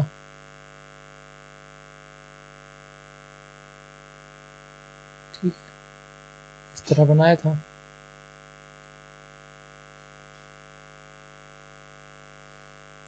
ठीक है, ये कुछ दक्षिण अफ्रीका की आकृति ऐसे थी, साउथ अफ्रीका की। तो ये जो यहाँ पे है, यहाँ अल्जीरिया है, यानी सबसे ऊपर क्या होगा, अल्जीरिया होगा। तो यहाँ लास्ट में कहाँ अल्जीरिया दिख रहा है, इन दोनों में दिख रहा है ना अल्जीरिया। तो ये दोनों ऑप्शन आपके कट हो जाएंगे, और ये ऑप्शन पहले से ही कट है क्योंकि यहाँ पे साउथ अफ्रीका होगा, दक्षिण अफ्रीका होगा। यहाँ पे आपका क्या है, यहाँ पे ये जो एरिया है, यहाँ पे आपका तंजानिया होगा, और ये जो एरिया है यहाँ आपका नाइजीरिया होगा। ठीक है, तो ये ऐसे आपका हो जाएगा। ये मैपिंग भी बहुत इंपॉर्टेंट है पढ़ना। चलिए नेक्स्ट क्वेश्चन चलते हैं। तो इसका आंसर क्या होगा, ए। ठीक है, इसका आंसर ए होगा। नेक्स्ट क्वेश्चन, निम्नलिखित में से कौन सा देश स्लोवाकिया के पड़ोसी देश हैं। सर्बिया, चेक गणराज्य, हंगरी, ऑस्ट्रिया। इसका कोड दिया है 1 2 4, 1 2 3, 2 3 4 या 1 2 3, 1 3 4। आपको इसमें से बताना है। तो देखिए स्लोवाकिया आपका इसमें से सर्बिया जो होगा ये स्लोवाकिया का पड़ोसी देश नहीं है। बाकी ये चेक गणराज्य, ऑस्ट्रिया और हंगरी का क्या है, इसके पड़ोसी देश है। तो कौन कौन से हो जाएंगे, 2 3 4, यानी सी ऑप्शन आपका हो जाएगा। कौन सा ऑप्शन आपका हो जाएगा, सी ऑप्शन आपका हो जाएगा। ठीक है, चलते हैं। ठीक, और इसके देख लीजिए हंगरी, ऑस्ट्रिया, चेक गणराज्य, पोलैंड, यूक्रेन, ये सब इसके क्या है, स्लोवाकिया। अरे स्लोवाकिया रसिया के पास है यार, पोलैंड के पास आसपास का क्षेत्र है। ठीक, जबकि सर्बिया जो है वो पड़ोसी देश नहीं है, हंगरी का पड़ोसी देश है। ठीक है, चलो नेक्स्ट क्वेश्चन। निम्नलिखित में से कौन स्कैंडिनेवियन देशों का समूह में सम्मिलित नहीं है। स्कैंडिनेवियन देशों के समूह में कौन सम्मिलित नहीं है, ये आपको बताना है। तो कौन सा नहीं है, फिनलैंड। बाकी ये सारे डेनमार्क, नॉर्वे, स्वीडन, ये स्कैंडिनेवियन देश है। फिनलैंड आपका नहीं है। ठीक है, फिनलैंड आपका नहीं है। कौन सा ऑप्शन हो जाएगा आपका answer, B option. Finland Scandinavian देशों के समूह में सम्मिलित नहीं है। यूरोप में स्थित नॉर्वे, स्वीडन, आइसलैंड, डेनमार्क, ये सब यूरोप में स्थित, ये सब स्कैंडिनेवियन देश है। जबकि फिनलैंड में हिमोड़ों के जमाव से 50,000 झीलें निर्मित होती है, इसलिए इसको झीलों का देश भी कहते हैं। फिनलैंड को क्या कहते हैं, झीलों का देश भी कहते हैं। नॉर्वे को उगते हुए सूर्य का देश कहते हैं। ठीक, चलिए नेक्स्ट क्वेश्चन चलते हैं। अफ्रीका का सींग में किसे सम्मिलित नहीं किया जाता। ठीक, अफ्रीका के सींग में किसे सम्मिलित नहीं किया जाता। तो किसे नहीं सम्मिलित किया जाता है अफ्रीका के सींग में, सूडान को। ठीक है, बाकी इथियोपिया, इरिट्री, सोमालिया, ये सब अफ्रीका के सींग वाले मतलब नुकीले पार्ट पे नुकीले आकृति में क्या है, सम्मिलित है। ठीक, अफ्रीका का सींग या हॉर्न ऑफ अफ्रीका, अफ्रीका का सींग या हॉर्न ऑफ अफ्रीका में सूडान सम्मिलित नहीं है। हॉर्न ऑफ अफ्रीका में शामिल देश इथियोपिया, इरिट्रिया, सोमालिया और क्या है, जिबूती है। ठीक है, ये 4 देश हैं। ठीक, इसको कहते हैं हॉर्न ऑफ अफ्रीका। ठीक है, तो कौन सा ऑप्शन आपका सही हो जाएगा, डी ऑप्शन आपका सही हो जाएगा। नेक्स्ट क्वेश्चन, अफगानिस्तान की सीमा उभयनिष्ठ नहीं है। अफगानिस्तान की सीमा उभयनिष्ठ नहीं है, तो अभी आपने पढ़ा है किसके साथ नहीं है, रूस के साथ नहीं है, तो इसका तो ज्यादा ब्रीफ। ठीक, सी ऑप्शन आपका हो गया उस आंसर। ठीक है, नेक्स्ट क्वेश्चन, निम्नलिखित देशों में से अफगानिस्तान के साथ किस देश की सीमा नहीं मिलती। फिर से वही, किसकी सीमा नहीं मिलती, रूस की। डी नंबर ऑप्शन आपका सही है। ठीक है, नेक्स्ट क्वेश्चन, ऐसे क्वेश्चन पे ज्यादा टाइम नहीं लगाएंगे। नेक्स्ट, इनमें से कौन सा देश भारत के साथ लंबी स्तरीय सीमा बनाता है। तो पता है, देखिए भारत के साथ दो देश हैं जो टूटे हुए हैं। एक है आप नल्ला पाकिस्तान मतलब पाकिस्तान, ठीक है, जो बेकार समझ लीजिए हम लोग के लिए तो बेकारी कंट्री है, वो हो गया। और दूसरा एक कंट्री और टूट के बना, बांग्लादेश। ठीक है, बांग्लादेश बना। तो सबसे लंबी सीमा जो हमारी लगेगी, ठीक, वो किसके साथ लगेगी, जो हमसे टूट के गया, यानी बांग्लादेश के साथ हमारी सीमा क्या लगती है, सबसे ज्यादा लगती है हमारी सीमा बांग्लादेश के साथ। यानी कौन सा ऑप्शन सही हो जाएगा, सी नंबर ऑप्शन सही हो जाएगा आपका। ठीक है, चलिए यहाँ पे देख लिए, भारत के साथ सबसे लंबी सीमा बांग्लादेश की है, कितना, 4096.7 किलोमीटर। सबसे कम किसके साथ है, अफगानिस्तान से 106 किलोमीटर। ऐसे ही अफगानिस्तान से थोड़ा सा टच है। ठीक है, 106 किलोमीटर। चलिए नेक्स्ट क्वेश्चन, नेक्स्ट है, भारतीय उपमहाद्वीप दक्षिण अमेरिका के उत्तर पूर्वी और उत्तर पूर्वी भाग और उत्तरी ऑस्ट्रेलिया में पाया जाता है। ठीक है, भारतीय उपमहाद्वीप दक्षिण अमेरिका के उत्तरी पूर्वी भाग और उत्तरी ऑस्ट्रेलिया में पाया जाता है। कौन सा मानसून या कौन सी जलवायु पाई जाती है। ठीक, उष्णकटिबंधीय मानसूनी जलवायु, शुष्क जलवायु, उष्णकटिबंधीय आर्द्र जलवायु, उष्णकटिबंधीय शुष्क और जलवायु। तो अभी आपने पढ़ा था मानसूनी जलवायु। ठीक है, उष्णकटिबंधीय कौन सी जलवायु पाई जाती है, मानसूनी जलवायु पाई जाती है। ठीक है, तो आपका आंसर कौन सा हो जाएगा, ए ऑप्शन आपका सही हो जाएगा। नेक्स्ट क्वेश्चन, यहाँ पे थोड़ा सा पढ़ लीजिए। उष्णकटिबंधीय मानसून जलवायु भारतीय उपमहाद्वीप दक्षिण अमेरिका के उत्तर पूर्वी भाग और उत्तरी ऑस्ट्रेलिया में पाया जाता है। वस्तुतः उष्णकटिबंधीय प्रदेशों में अर्थात कर्क रेखा से मकर रेखा के मध्य उष्णकटिबंधीय आर्द्र जलवायु का विस्तार है। कर्क एवं मकर रेखा के मध्य विभिन्न अक्षांशों पर वर्ष भर सूर्य की किरणें लंबवत पड़ने के कारण अंतर उष्णकटिबंधीय अभिसरण ITCJ, ये देखिए ITCZ, inter tropical conversion zone की उपस्थिति इस प्रकार जलवायु को उष्ण एवं आर्द्र बना देती है। ठीक, नेक्स्ट क्वेश्चन, सामान्य वायुमंडलीय दाब होता है, कितना होता है। तो आपको पता है, देखिए तुरंत मारिए, 760 मिलीमीटर पारा। ठीक है, क्या होता है, 760 मिलीमीटर पारा। डी नंबर ऑप्शन आपका। चलिए नेक्स्ट क्वेश्चन, पृथ्वी के चारों वायुमंडल 760 मीटर पारा होता है। ठीक है, ये सब पढ़ लीजिएगा आप, पीपीटी में आपको मिल जाएगा। निम्नलिखित में से कौन सा चक्र पृथ्वी पर मौसम के पैटर्न का महत्वपूर्ण पहला है। तो कौन सा है भाई, कार्बन चक्र होगा क्या। कार्बन चक्र से मौसम बदलता है, नहीं। नाइट्रोजन चक्र से नहीं। ऑक्सीजन चक्र से नहीं। किससे, जल चक्र से। ठीक है, जल चक्र से आपका जो मौसम में चेंजिंग होती है। ठीक है, चलिए ये सब पढ़ लीजिएगा आप। ठीक, चलिए नेक्स्ट क्वेश्चन, निम्न दिए गए विकल्पों में से जल चक्र के संबंध में गलत कथन को पहचान करें। जल के बाष्पीकरण से बादलों का निर्माण होता है। जल वाष्प के बाष्पोत्सर्जन के माध्यम से ही वायुमंडल में आती है, तो यही सही है आपका। बर्फ का पिघलना जल चक्र का एक भाग है। नया, जल के बाष्पीकरण के लिए सूर्य का प्रकाश भी उत्तरदायी है। जल के गलत कथन आपको चाहिए। ठीक है, जल के बाष्पीकरण में बादलों का निर्माण होता है, ये भी आपका सही है, तो ये तो गलत कथन नहीं होगा। बर्फ का पिघलना जल चक्र का एक भाग है, तो ये भी गलत कथन नहीं होगा, ये जल चक्र का ही भाग है। पिघलेगी तभी तो जाएगी उसमें। और जल के बाष्पीकरण के लिए सूर्य का प्रकाश भी उत्तरदायी है, तो ये भी नहीं होगा। तो कौन सा सही हो जाएगा, यही जल वाष्प केवल बाष्पोत्सर्जन के माध्यम से वायुमंडल में आती है।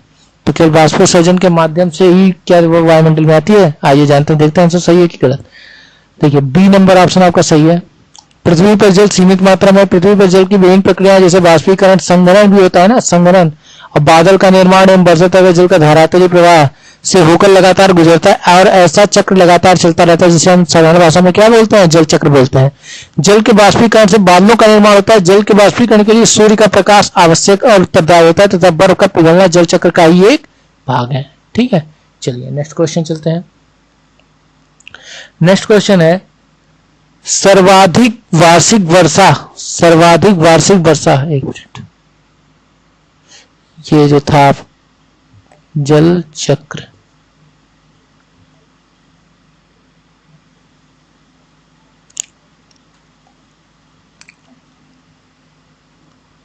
ठीक है, जल चक्र पृथ्वी पर मौसम के पैटर्न का मतलब जल चक्र है। ठीक, ये आपका हो गया। वो भी क्वेश्चन जल चक्र का था और ये भी क्वेश्चन आपका जल चक्र से है। ठीक है, तो दो क्वेश्चन आपके हो गए जल चक्र से, देख लीजिए इसमें। ठीक, नेक्स्ट क्वेश्चन, यानी ये एनवायरमेंट से रिलेटेड आपका। ठीक है, नेक्स्ट क्वेश्चन चलते हैं। सर्वाधिक वर्षा, सर्वाधिक वर्षा कहाँ होती है, सर्वाधिक वर्षा कहाँ होती है? आपको बताना है कनेडियन सिल्ट। कनेडियन सिल्ट कहाँ है? अगर ये मैं पूछूं आपसे कनेडियन सिल्ट कहाँ है, भाई कनाडा में होगा। कनाडा कहाँ है? उत्तरी अमेरिका में है। ठीक है, उत्तरी अमेरिका में आपका क्या है? कनाडा है। देखिए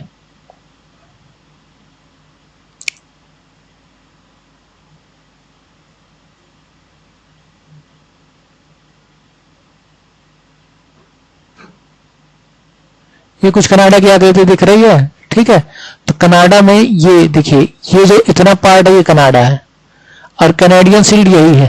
ये जो पार्ट है आपका कैनेडियन शील्ड है। ठीक है, ये आपका यूएसए है और यहाँ ये जो है ये सेंट्रल अमेरिका, ये आपका यूएसए है। कैलिफोर्निया यहाँ कहीं है।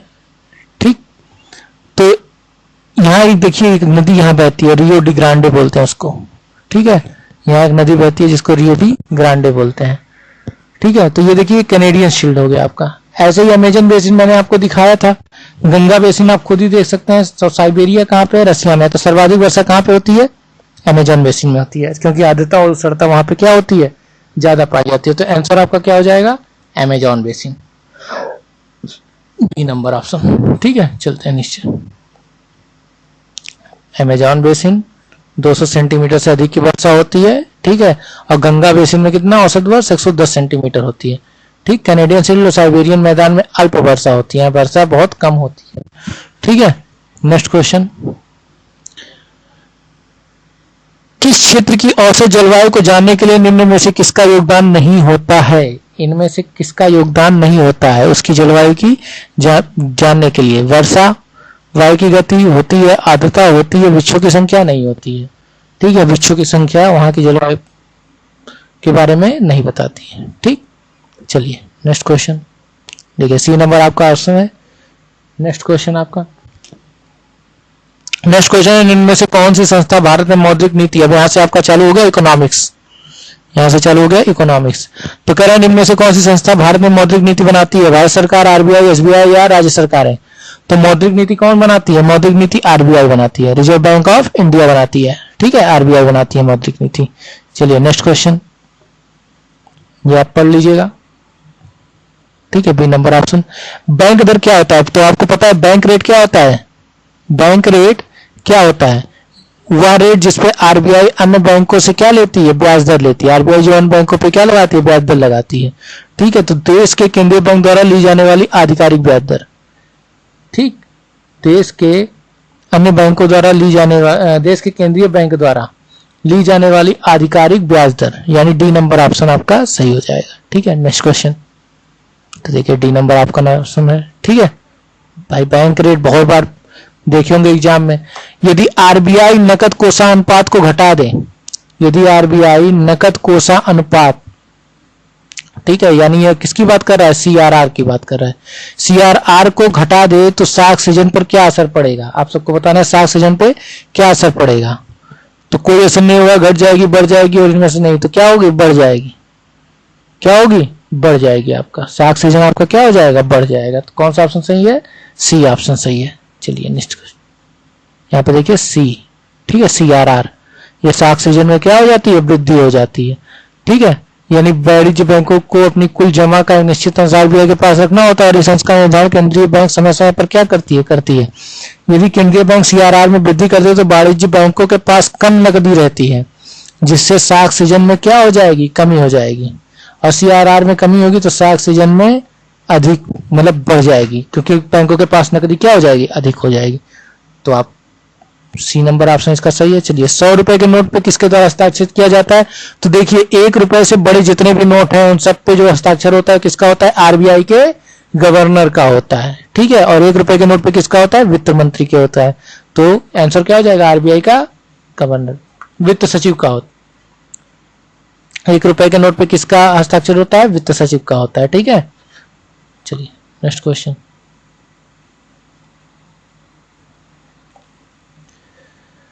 नेक्स्ट क्वेश्चन है, भारत में निम्नलिखित में से किस बैंक ने सर्वप्रथम इंटरनेट बैंकिंग सेवाओं की पेशकश की थी? सबसे पहले इंटरनेट बैंकिंग सेवाओं की पेशकश किसने की थी? एचडीएफसी, एसबीआई, आईसीआईसीआई बैंक या यस बैंक ने? तो देखिए सबसे पहले जो इंटरनेट बैंकिंग सेवाओं की पेशकश की थी वो आईसीआईसीआई बैंक ने की थी। आपको पता है ये प्राइवेट सेक्टर का बैंक है। ठीक है, इसका फुल फॉर्म होता है industrial credit investment corporation of India. ठीक है, इसने सबसे पहले क्या किया था? इंटरनेट बैंकिंग सेवाओं की पेशकश की थी। ठीक, तो आपका ऑप्शन क्या हो जाएगा? सी। नेक्स्ट चलते हैं। देखिए इसकी स्थापना आईसीआईसीआई की स्थापना 1998 में हुई थी। आईसीआईसीआई बैंक के भारत के प्रमुख वित्तीय सेवा संस्था है। बाकी सारा ये सब इन्वेस्टमेंट कॉर्पोरेशन ऑफ इंडिया, यह भारत की तीसरी सबसे बड़ा क्या है? बैंक है। इसकी स्थापना 1994 में हुई थी। इसकी पेशकश 1998 में हुई थी और इसकी जो स्थापना है, ये जो इंटरनेट स्थापित किया गया, ये कब किया गया? 1998 में। और आईसीआईसीआई बैंक की स्थापना जो है वो कब हुआ? 1994 में। और इसका जो कार्यालय है वो बड़ोदरा में है और कारपोरेट कार्यालय इसका मुंबई में है। ठीक है, ये सब आप लोग पढ़ लीजिएगा, इसको तैयार कर लीजिएगा जो भी और है। चलिए नेक्स्ट क्वेश्चन चलते हैं। भारत में सार्वजनिक क्षेत्र के बैंकों में सबसे बड़ा बैंक कौन सा है? भारत में सार्वजनिक क्षेत्र के बैंकों में सबसे बड़ा बैंक कौन सा है? तो आपको पता है सबसे बड़ा बैंक कौन सा है? SBI, state bank of India. ठीक है, स्टेट बैंक ऑफ इंडिया के पास कुल जमा का लगभग 29% है। ठीक, और इसकी 13,000 शाखाएं और 190 विदेशी शाखाएं हैं। पूर्ण रूप से पहला भारतीय बैंक पंजाब नेशनल बैंक था। इसकी स्थापना 1894 में की गई थी। ठीक है, तो ये आपका आंसर है। चलिए नेक्स्ट क्वेश्चन चलते हैं। The imperial bank of India, आपको पता है the imperial bank of India का राष्ट्रीयकरण कर करके उसको क्या बनाया गया? हमारा सेंट्रल बैंक बनाया गया। यानी क्या बनाया गया? The imperial bank of India को क्या हमारा सेंट्रल बैंक बनाया गया? नहीं, क्या बनाया गया उसको? State bank. ठीक है, the imperial bank of India को क्या बोला जाता है? इसका राष्ट्रीयकरण के पश्चात इसका नाम क्या पड़ा? इसका नाम पड़ा एसबीआई। ठीक है, इसका नाम क्या पड़ा? एसबीआई। चलिए नेक्स्ट क्वेश्चन।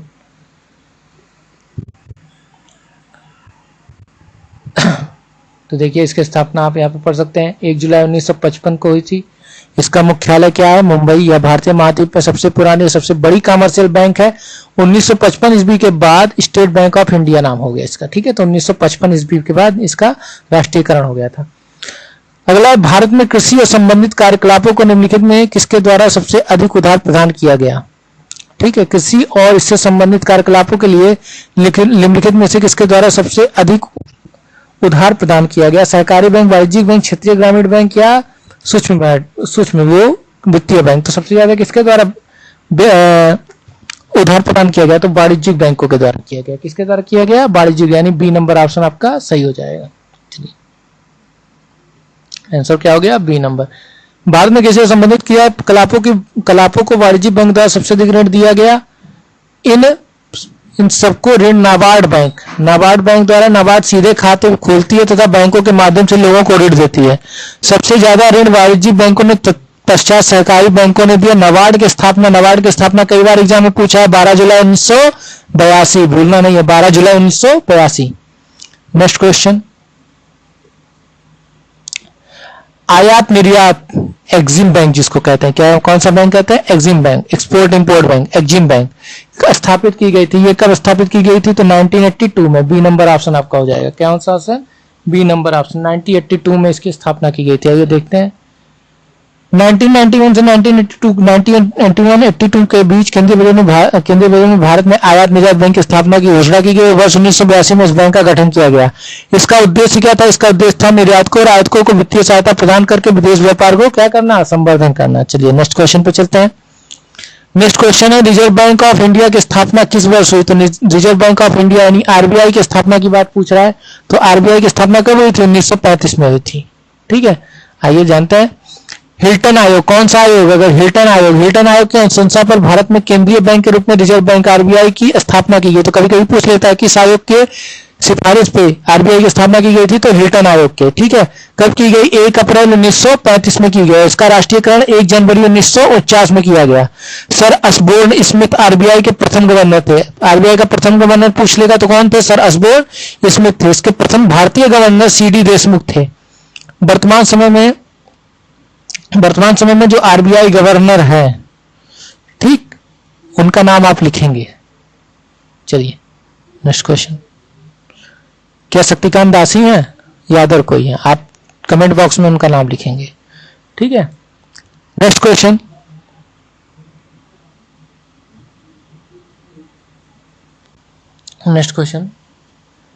वह कौन सी प्रथम माइक्रो वित्त कंपनी है जो भारत में अगस्त 2015 में एक बैंक के रूप में परिवर्तित हुई? क्वेश्चन सुनिएगा, कौन सी प्रथम माइक्रो वित्त कंपनी है जो भारत में अगस्त 2015 में एक बैंक के रूप में परिवर्तित हुई?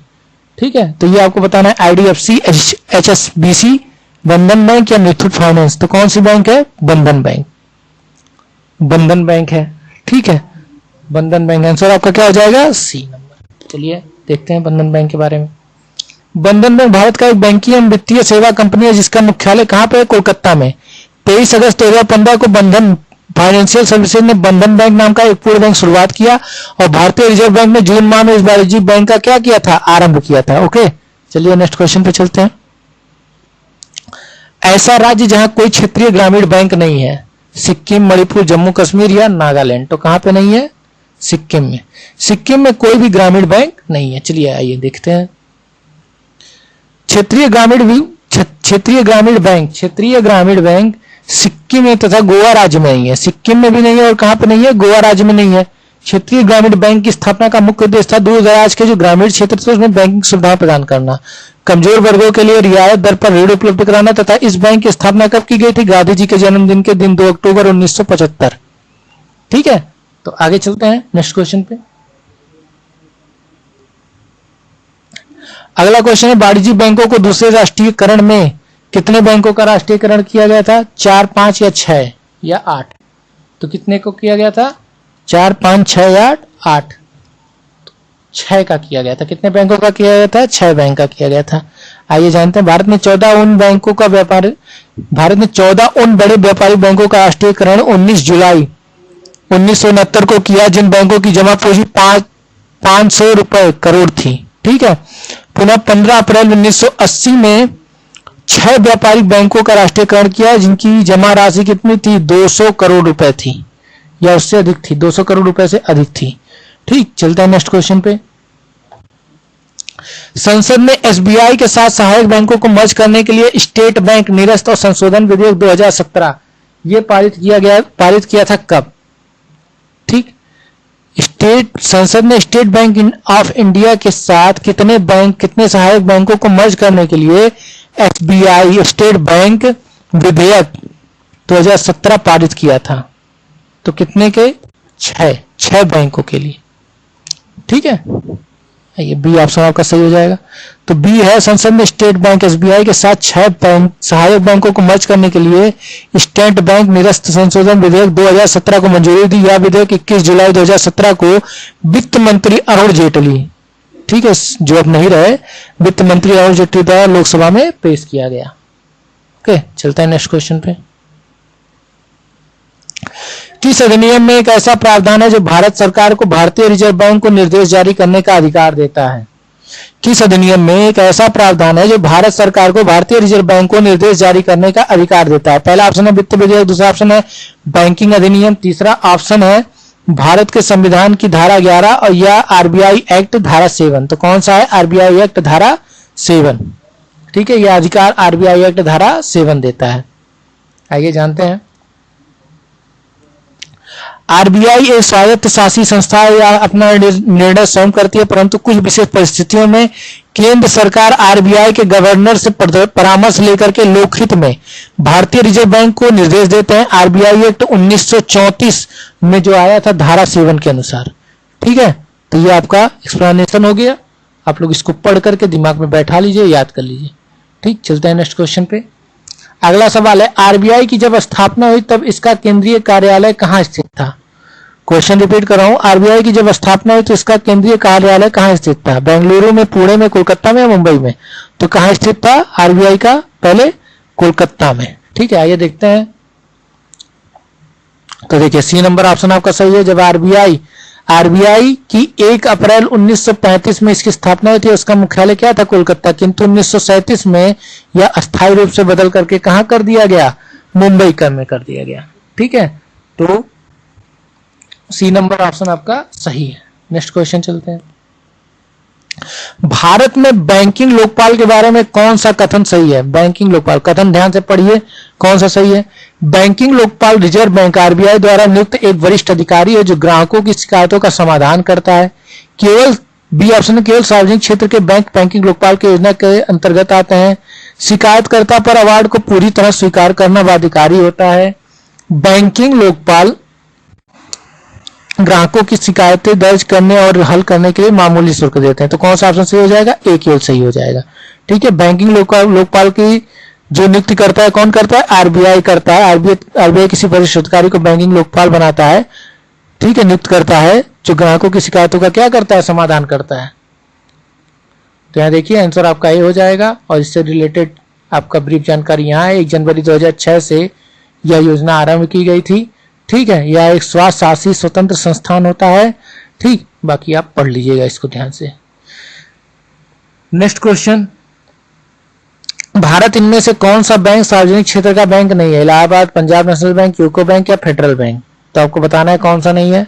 तो डी नंबर फेडरल बैंक आपका सार्वजनिक क्षेत्र का बैंक नहीं है, बाकी सारा सार्वजनिक क्षेत्र का बैंक है। Allahabad bank, Punjab national bank, UCO bank Bharat का सार्वजनिक क्षेत्र का बैंक है, जबकि फेडरल बैंक जो है वो भारतीय वाणिज्यिक बैंक है। इसका कार्यालय कहाँ है? कोच्चि केरल। कोच्चि केरल में इसका कार्यालय है। ठीक है, चलिए नेक्स्ट क्वेश्चन चलते हैं।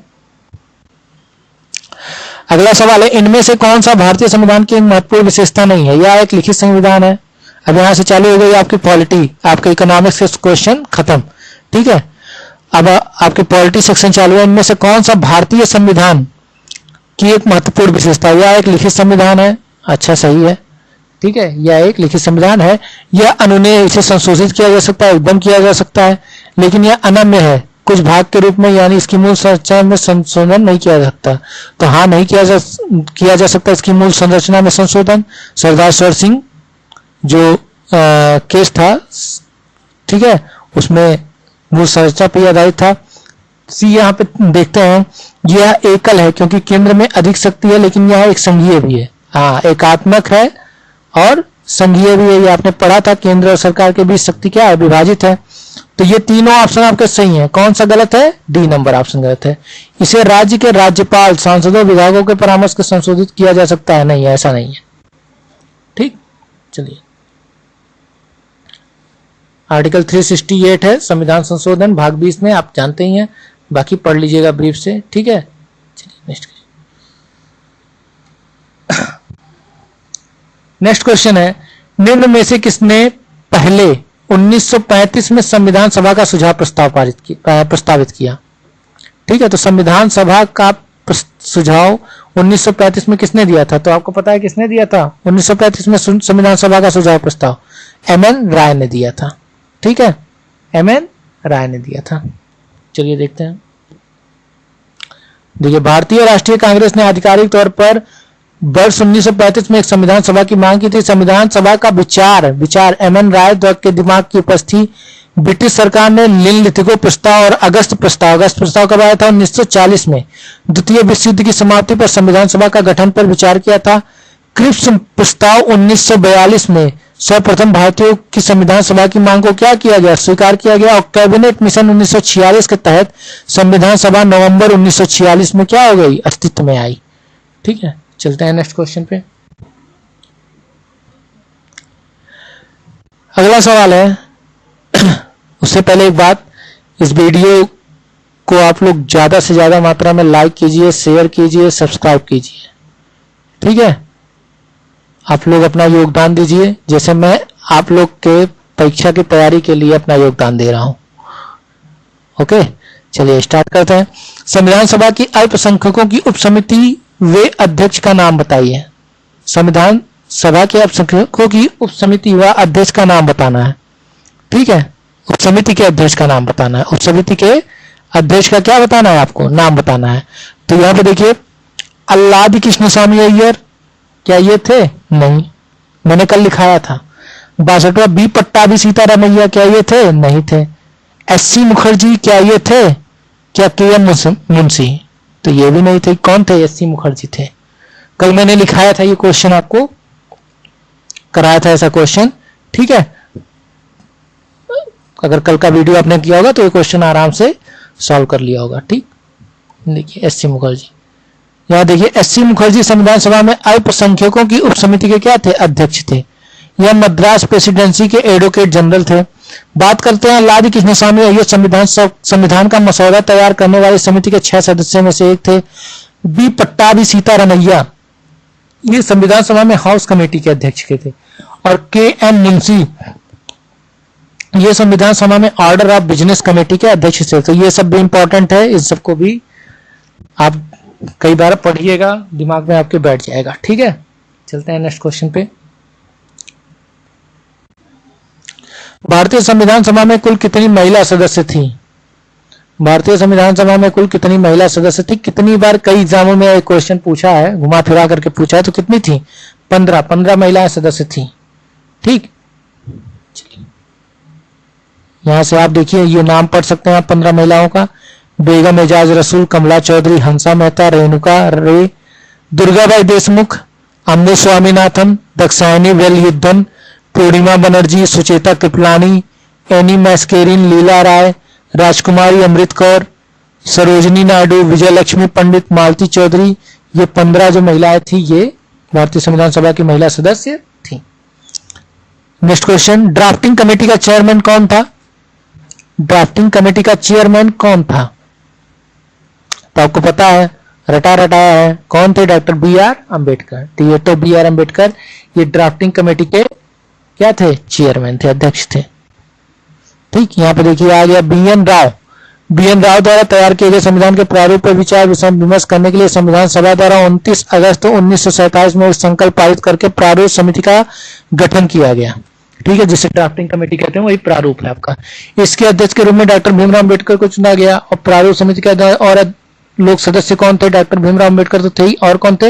N Gopal Swami Ayyangar, Alladi Krishna Swami Ayyar, K M. Munshi, Syed Mohammad Saadulla, N Madhavrao, B L. Mitter के स्थान पर जब बी.एल. मित्र की मृत्यु हो गई थी, डी.पी. खेतान, 1948 में इनकी मृत्यु पे के बाद कौन आए थे? टी.टी. कृष्णमाचारी आए थे, ठीक है। कभी कभी क्वेश्चन दे देता है कि इनमें से किसी का नाम दे देगा और एक जवाहरलाल नेहरू का नाम दे देगा, पूछेगा क्या इन चारों में से कौन जो ड्राफ्टिंग कमेटी है उसके सदस्य नहीं है? तो जवाहरलाल नेहरू इस ड्राफ्टिंग कमेटी के सदस्य नहीं थे, याद रखिएगा, ठीक है। तो ऑप्शन क्या हो जाएगा आपका? डी। कौन सा ऑप्शन करेक्ट है? डी। चलो, राजनैतिक प्रजातंत्र का तात्पर्य उस जीवन विधा से है जो जीवन में सैद्धांतिक रूप से उदारता, समानता और भ्रातृत्व को स्वीकारती है। यह कथन किसका है? ठीक है, यह कथन किसका है? तो यह कथन है डॉक्टर बी.आर. अम्बेडकर का, ठीक है। यह कथन डॉक्टर बी.आर. अम्बेडकर है जो प्रारूप समिति के अध्यक्ष थे। चलिए नेक्स्ट क्वेश्चन चलते हैं। भारतीय संविधान ने अपने नागरिकों को किसकी समानता का वचन दिया? आपको पता है कितने प्रकार की समानता का वर्णन है? हमारे संविधान में कितने प्रकार की समानता का वर्णन है? जल्दी बताइए, कल आपको बताया था 2 प्रकार की समानता का वर्णन है, ठीक है। किसकी किसकी? किसकी किसकी? अवसर की समानता और अभिव्यक्ति की समानता, ठीक है। अवसर की समानता और अभिव्यक्ति की समानता, यानी 65 का ये जो आपका क्वेश्चन हो जाएगा, ठीक है। तो इसमें क्या हो जाएगा? अवसर की और अभिव्यक्ति की समानता का वचन दिया है, ठीक। चलिए नेक्स्ट क्वेश्चन चलते हैं। कितने प्रकार की स्वतंत्रता का वर्णन है, याद है ना, 5। ठीक है, उसके बाद कितने प्रकार के न्याय का वर्णन है, 3 प्रकार के न्याय, सामाजिक, राजनीतिक और आर्थिक, सामाजिक, धार्मिक और आर्थिक। ठीक, चलिए, ये आपका हो गया भाग 3 में मौलिक अधिकारों के अनुच्छेद 14 से 18 में। ठीक है, समानता का अधिकार है, तो आई होप आप लोग पढ़ लिए होंगे। ठीक है,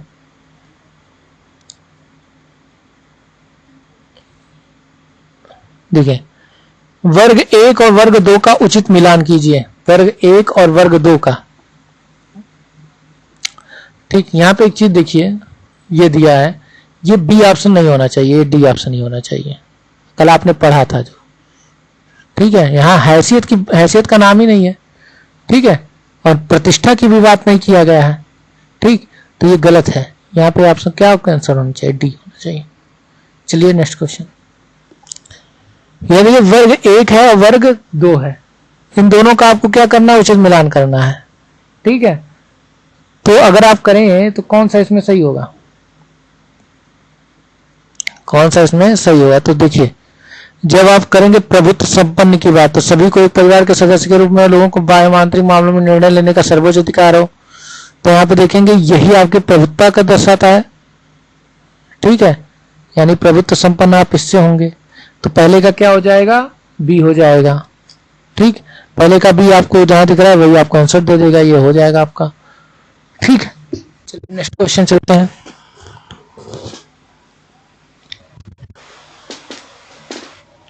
नेक्स्ट क्वेश्चन देखिए, पहले थोड़ा सा देख लें। प्रभुत्व संपन्न क्या होता है, लोगों को बाह्य एवं आंतरिक मामलों में निर्णय लेने का अधिकार हो। प्रजातांत्रिक क्या होता है, लोगों को समान राजनीतिक अधिकार प्राप्त हो। धर्मनिरपेक्ष क्या होता है, नागरिकों को किसी भी धर्म को अपनाने की पूर्ण स्वतंत्रता हो। और भाईचारा क्या होता है, सभी को एक परिवार के सदस्य के रूप में रहना चाहिए। ठीक है, चलिए नेक्स्ट क्वेश्चन, निम्नलिखित में से किसको संविधान की आत्मा कहा है, किसको संविधान की आत्मा कहा है, कल मैंने बताया है किस, पंडित दास भार्गव दास ने। ठीक है, बताएं, दास भार्गव, भार्गव दास। ठीक है, भार्गव दास ऐसे ही नाम है। ठीक है, इन्होंने कहा था संविधान की आत्मा या के रूप में माना जाता है। निम्नलिखित में से किसको संविधान की आत्मा के रूप में माना जाता है, तो किसको माना जाता है, प्रस्तावना को। ठीक है, किसको माना जाता है, प्रस्तावना को। नेक्स्ट क्वेश्चन,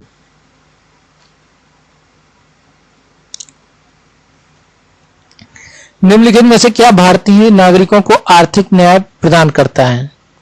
ठीक है, भारत के नागरिकों को आर्थिक न्याय कौन सा प्रदान करता है, तो मौलिक अधिकार, मौलिक कर्तव्य, इस राज्य के नीति निर्देशक सिद्धांत, या इनमें से कोई नहीं। तो राज्य के जो नीति निर्देशक सिद्धांत हैं वो भारतीय नागरिकों को क्या प्रदान करते हैं, डीपीएसपी क्या प्रदान करता है, आर्थिक न्याय प्रदान करता है। ठीक है, नेक्स्ट क्वेश्चन देखिए, ये आप पढ़ लीजिएगा। भारतीय संविधान का कौन सा अनुच्छेद राज्य सरकारों को ग्राम पंचायतों और आयोजनों के लिए निर्देशित करता है। ठीक, तो कौन सा, आर्टिकल 40, आर्टिकल 40। ठीक, ये ग्राम पंचायतों से रिलेटेड है डीपीएसपी में। ठीक है, तो आर्टिकल 40 है, इसका आंसर क्या है आपका, आर्टिकल 40। ठीक, इसमें ग्राम पंचायत है। चलिए देखते हैं,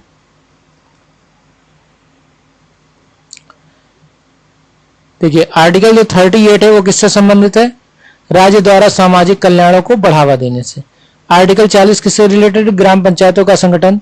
44 आपको पता है, यूएफसी यूनिफॉर्म सिविल कोड, समान नागरिक संहिता। और 46 क्या है, समाज के कमजोर वर्ग, एससी, एसटी और अन्य दुर्बलों के लिए शैक्षिक एवं आर्थिक हितों को बढ़ावा देना। ठीक है, चलिए नेक्स्ट क्वेश्चन, अंतरराष्ट्रीय शांति और सुरक्षा को बढ़ावा देने के संबंधित प्रावधान, ये भी डीपीएसपी का है, राज्य के नीति निर्देशक सिद्धांत। ठीक है, डीपीएसपी। चलिए नेक्स्ट क्वेश्चन,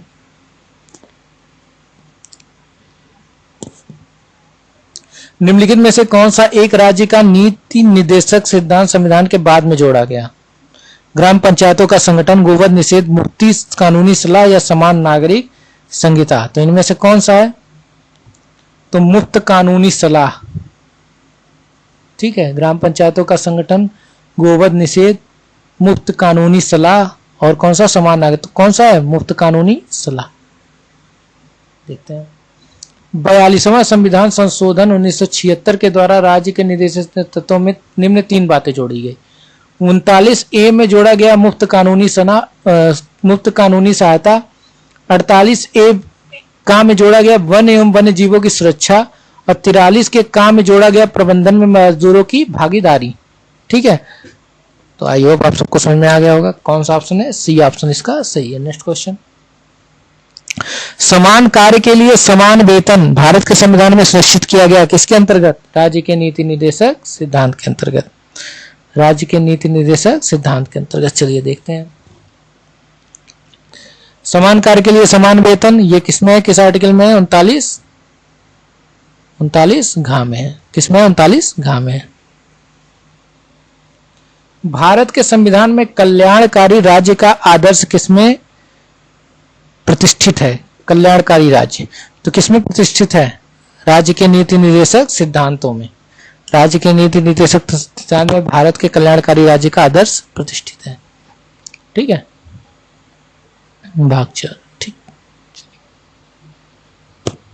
निम्न में से कौन सा एक राज्य का नीति निर्देशक तत्व नहीं है? मद्य निषेध। ठीक है, मद्य निषेध, गौ संरक्षण, पर्यावरण संरक्षण, 14 वर्षों की आयु तक के बच्चों को निःशुल्क शिक्षा। अच्छा, तो कह रहे निम्न में से कौन सा एक राज्य का नीति निर्देशक तत्व नहीं है? तो यहाँ पे नहीं होना चाहिए, तत्व है होना चाहिए। ये गलत क्वेश्चन थोड़ा हो गया।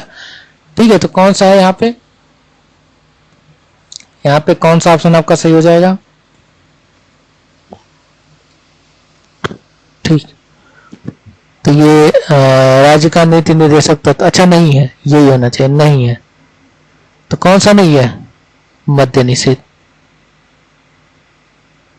ठीक है, आइए देखते हैं वैसे इसका आंसर क्या होना चाहिए, ए या डी? डी तत्व नहीं है।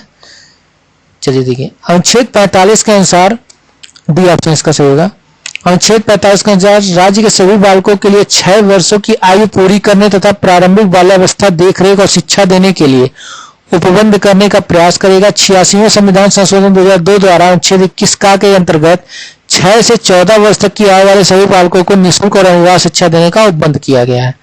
ओके, चलिए नेक्स्ट क्वेश्चन चलते हैं। ठीक, नेक्स्ट क्वेश्चन चलते हैं। बंदी प्रत्यक्षीकरण भारतीय संविधान के किस भाग में है? तो ये किसमें आपको देखने को मिलेगा? मौलिक अधिकार में। आर्टिकल 32 में के अंतर्गत आपको मौलिक अधिकार में ये देखने को मिलेगा। क्या मिलेगा? बंदी प्रत्यक्षीकरण, जो एक प्रकार की रिट है। ठीक है, इसके अलावा और भी पांच प्रकार की रिटें होती हैं। ठीक है, बंदी प्रत्यक्षीकरण, परमादेश, प्रतिषेध, उत्प्रेषण और अधिकार परीक्षा। ठीक, चलिए नेक्स्ट क्वेश्चन। अगला 42वें संविधान संशोधन के माध्यम से भारतीय संविधान में कितने मौलिक कर्तव्य सम्मिलित किए गए हैं? तो भारतीय संविधान में कितने मौलिक कर्तव्य हैं आपको बताना है, जल्दी से बताइए। ठीक है, तो इसका आंसर क्या हो जाएगा आपका? 10 मौलिक कर्तव्य हैं। ठीक है, वर्तमान में कितने हैं? अगर वर्तमान में बात आ जाएगा, वर्तमान में 11। ठीक है, 42वें संविधान संशोधन द्वारा 1976 द्वारा 10 थे। ठीक, नेक्स्ट क्वेश्चन, तो आंसर आपका क्या हो जाएगा? सी। 42वें संविधान के माध्यम से भारतीय संविधान में कितने मौलिक कर्तव्य सम्मिलित किए गए? तो वही क्वेश्चन है आपका। ठीक है, 10।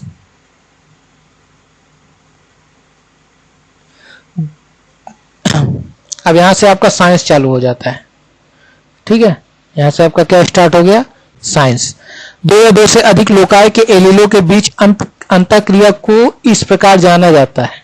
ठीक, तो इसका आंसर क्या हो जाएगा आपका? 78 का सी, एपिस्टासिस। ठीक है, यहां पे ये पढ़ लीजिएगा आप लोग। निम्नलिखित में से कौन सा रोग पुरुषों की तुलना में महिलाओं में बहुत कम होता है? ठीक है, तो कौन सा होता है? Brain tumour. ब्रेन ट्यूमर महिलाओं में कम होता है। ठीक है, चलिए, ब्रेन ट्यूमर, सॉरी ये ब्रेन ट्यूमर नहीं होगा, ये क्या होगा? वर्णांधता। वर्णांधता रोग, कलर ब्लाइंडनेस, कौन सा रोग पुरुषों के, अच्छा ये कलर ब्लाइंडनेस जो होता है महिलाओं में कम होता है, तो डी नंबर ऑप्शन आपका होगा, सही कर लीजिएगा करेक्ट, डी नंबर ऑप्शन आपका आंसर होगा। ठीक है, जो बड़ा अंधता रोग है, ठीक, ये महिलाओं में कम होता है। चलिए अगला क्वेश्चन, क्रोमोसोम टर्नर सिंड्रोम में प्रभावित होता है, ठीक, कितने, 45 क्रोमोसोम टर्नर सिंड्रोम में क्या होते हैं, 45 प्रभावित होते हैं। आइए देखें, ठीक है, तो ये पढ़ लीजिएगा, 45 गुणसूत्र होते हैं, गुणसूत्रों की संख्या 1 से कम 45 होती है। ठीक है, चलिए, कुछ जानवर बच्चों को जन्म देते हैं और कुछ अंडे देते हैं जो बाद में बच्चों का रूप ले लेते हैं। बच्चों के रूप में जन्म देने वाले जानवरों को किस नाम से जाना जाता है? ठीक है, जन्म देने वाले जो बच्चे जानवरों के रूप में देने वाले को किस नाम से, जरायुज या वाइप्रेस जिसको कहते हैं, अंडज कहते हैं, पक्वंत यानी प्रोकैरियोटिक, यूकैरियोटिक तो क्या कहते हैं उसको, जरायुज कहते हैं। ए नंबर ऑप्शन आपका सही हो जाएगा। ठीक है,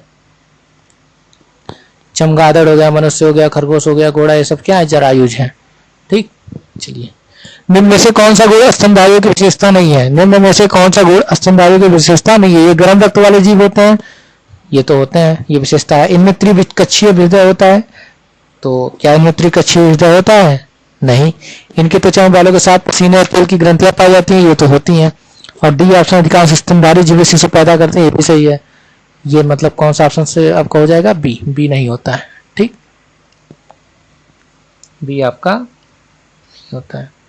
ठीक है, स्तनधारी। चलिए नेक्स्ट क्वेश्चन,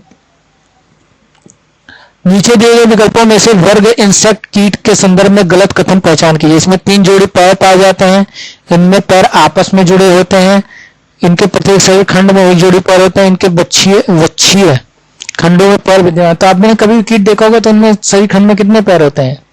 1 जोड़ी पैर होते हैं। ठीक है, जैसे मक्खी ले लीजिए, मच्छर के तो 4 होते हैं, आप मक्खी ले लीजिए, अदर कोई इंसेक्ट ले लीजिए।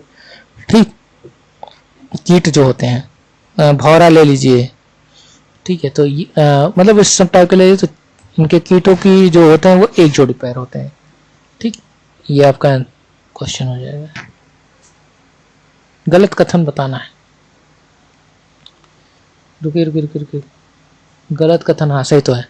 इनमें प्रत्येक शरीर के 1 जोड़ी पैर होते हैं, ये गलत है, 1 जोड़ी नहीं होता है। कभी भी आप देखिए, अगर ऐसे ना, इधर से एक रहेगा, एक पीछे से 2 जोड़ी पैर होंगे, 2 जोड़ी पैर होते हैं। ठीक है, हर कीटों में।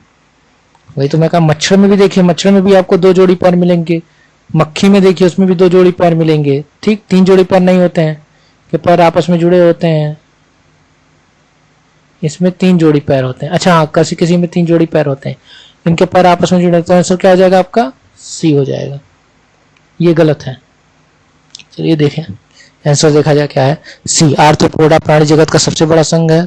ठीक है, एपिस मधुमक्खी हो गया, रेशम कीट हो गया, इन सब के क्या है, ये सब, इन सब में क्या होता है, 2 जोड़ी या 3 जोड़ी पैर होते हैं इसमें। ठीक है, चलिए नेक्स्ट क्वेश्चन। थक गए। स्पंज गुहा किस जंतु संघ का विशिष्ट लक्षण है? स्पंज गुहा किस जंतु संघ का विशिष्ट लक्षण है? तो किसका है, यह है आपका पेरिफेरा का। ठीक है, स्पंज गुहा पेरिफेरा जंतु संघ का विशिष्ट लक्षण है। बाकी आप सारा आप ध्यान से इसको पढ़ लीजिएगा। ठीक, नेक्स्ट क्वेश्चन पे चलते हैं। निम्न में से कौन सा एक कूट पात है जिसमें अमीबा अपने भोजन को निगलता है? तो कौन सा है, स्यूडोपोडिया फाल्स फिट है। ठीक है, बाकी अमीबा के बारे में का खोज 1755 में रसल वॉन रसन हाफ ने की थी। ठीक है, बाकी इसके बारे में आप पढ़ लीजिएगा, ये पूरा ब्रीफ आपको, ये पीडीएफ आपको मिल जाएगा। ठीक, नेक्स्ट क्वेश्चन जो आपका है, क्या है, एक कीट की रक्त शर्करा है, एक कीट की रक्त शर्करा क्या है? तो बी ऑप्शन आपका, सी ऑप्शन आपका हो जाएगा, क्या है, ट्रेहालोज। ये जो है ट्रेहालोज जो होगा वो एक कीट की रक्त शर्करा होगी। ठीक है, एक कीट की रक्त शर्करा हो जाएगी, ट्रेहालोज। ठीक, ट्रेहालोज डाइसैकराइड शर्करा है जो मुख्यतः कीटों, शैवालों, खमीर, कवक पौधों में पाई जाती है। ट्रेहालोज बहुक्रियाशील भूमिका में निभाता है, जैसे जीवाणुओं की कोशिका भित्ति में एक संरचनात्मक घटक के रूप में हो। ठीक है, चलिए नेक्स्ट क्वेश्चन। इनमें से कौन उड़ सकता है? Hornbill, ostrich, emu, penguin. तो कौन सा इसमें से पक्षी जो है वो उड़ सकता है? तो इसमें से कौन सा उड़ सकता है? ए, हॉर्नबिल। हॉर्नबिल पक्षी जो है वो क्या कर सकता है? फ्लाई कर सकता है, उड़ सकता है।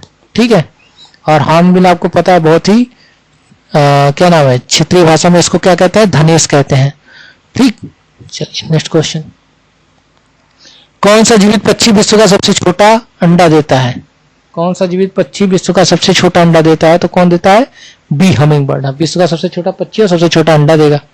ठीक है, चलिए नेक्स्ट क्वेश्चन। निम्न में से कौन संसार में सबसे अधिक तीव्रता से काटता है? तो पनामा में एक दीमक पाया जाता है जो तीव्रता से क्या करता है? बहुत तीव्रता से काटता है। कई लोग बिच्छू मारेंगे, लेकिन पनामा में जो दीमक होता है वो सर्वाधिक तीव्रता से क्या होता है? काटता है। ठीक है, पनामा आपको पता है नहर है, पनामा नहर जानते ही है। ठीक है, पनामा एक जगह भी है, स्थल भी है। निम्नलिखित पशुओं में से कौन सा पशु स्तनपायी प्राणी समूह का नहीं है? स्तनपायी प्राणी समूह का नहीं है, कौन सा? तो ये स्केलियोडॉन, ये भी स्तनपायी है, ये भी स्तनपायी है, ये भी स्तनपायी है, स्तनपायी नहीं है। देखिए कौन सा ऑप्शन हो जाएगा? B number. ठीक है, बी नंबर जो है ये मत्स्य वर्ग में आता है, जो इसका स्केलियोडॉन है। ठीक, तो इसका हो जाएगा बी नंबर। Next question. एक ही समय दोनों तरफ कौन सा प्राणी देख सकता है? तो कौन सा प्राणी देख सकता है? गिरगिट। तो आपका ये आंसर हो जाएगा गिरगिट। एक ही समय वो दो तरफ देख सकता है। ठीक है, केचुए का उत्सर्जी अंग क्या है? नेफ्रिडिया पाया जाता है केचुए में, वो उसका क्या है? उत्सर्जी अंग है। तो इसका आंसर क्या हो जाएगा? बी। ठीक है, बी नंबर ऑप्शन इसका। केचुए का वैज्ञानिक नाम क्या है? लुम्ब्रिसीना। लुम्ब्रिसीना यह एक द्विलिंगी जीव है। ठीक, नेक्स्ट क्वेश्चन। अधिकांश कीट किस प्रकार श्वास लेते हैं? अधिकांश कीट किस प्रकार श्वास लेते हैं? त्वचा के द्वारा, गलफड़े के द्वारा, फेफड़े के द्वारा या ट्रैकीय प्रणाली के द्वारा? किसके द्वारा लेते हैं? ट्रैकीय प्रणाली के द्वारा लेते हैं। अधिकांश कीट जो सांस लेते हैं वो किसके द्वारा लेते हैं? ट्रैकीय प्रणाली के द्वारा लेते हैं। ठीक है, नेक्स्ट क्वेश्चन। मकड़ी में श्वसन अंग कौन सा है? मकड़ी में श्वसन अंग कौन सा है? तो कौन सा है? Book lungs. मकड़ी में जो श्वसन अंग पाया जाता है उसको क्या कहते हैं? Book lungs. बी ऑप्शन आपका। ठीक है, उसको क्या बोलते हैं? Book lungs. चलिए देखते हैं। मकड़ी की संख्या है? आर्थ्रोपोडा संख्या है। ठीक है, इसमें श्वसन के लिए क्या होता है? बुक लंग्स होते हैं। ठीक, वयस्क बिल्ली की कुल कितने दांत होते हैं? वयस्क बिल्ली के कुल कितने दांत होते हैं ये आपको बताना है। तो कितने होते हैं? 30 होते हैं। वयस्क बिल्ली के कुल 30 दांत होते हैं। ठीक है, और अवयस्क के लिए 26 दांत होते हैं। ठीक, सी नंबर ऑप्शन आपका आंसर हो जाएगा। Next question. उदय के कौन से भाग हैं? उदय के कौन से भाग हैं? तो कौन से भाग हैं? फंडस, बॉडी और पाइलोरस। फंडस, बॉडी और पाइलोरस ये क्या है? उदर के भाग हैं। ठीक है, उदर के भाग हैं। ये देखिए, ये जो उदर होता है ये उदर है, ये पार्ट फंडस कहलाता है, ये पार्ट बॉडी कहलाता है, ये पाइलोरस। ठीक, और यहाँ पे ये जो पार्ट है कार्डियक कहलाता है। ठीक, चलिए तो कौन सा ऑप्शन सही हो जाएगा? बी ऑप्शन सही हो जाएगा। Next question.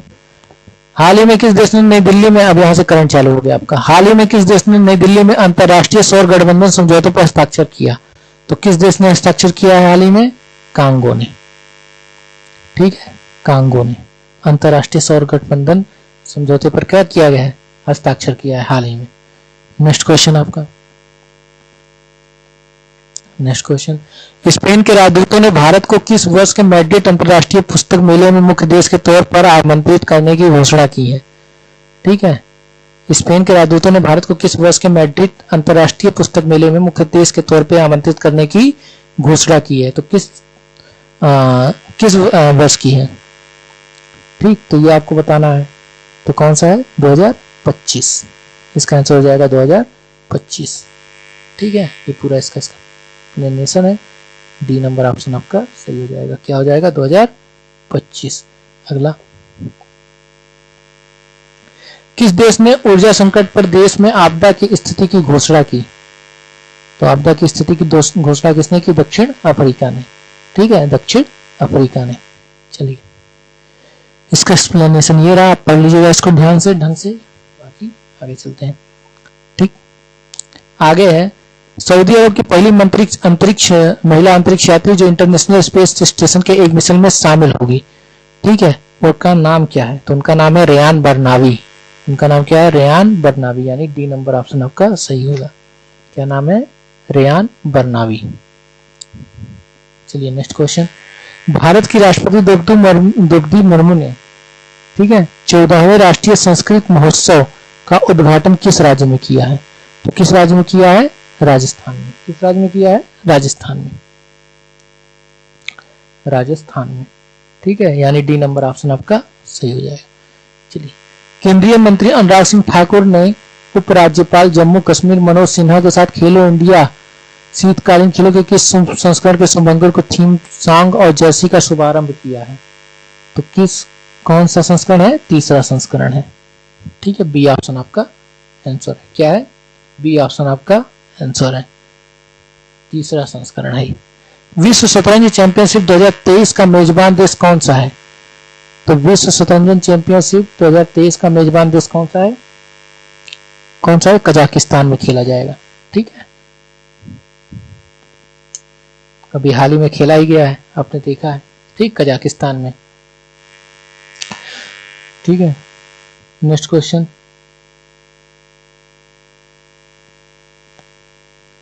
भारत के किस एथलीट ने एशियन इंडोर एथलेटिक्स चैंपियनशिप में शॉर्ट पुट इवेंट में गोल्ड जीता है? शॉर्ट पुट इवेंट में गोल्ड जीता है, किसने जीता है? तजिंदर पाल सिंह तुर ने।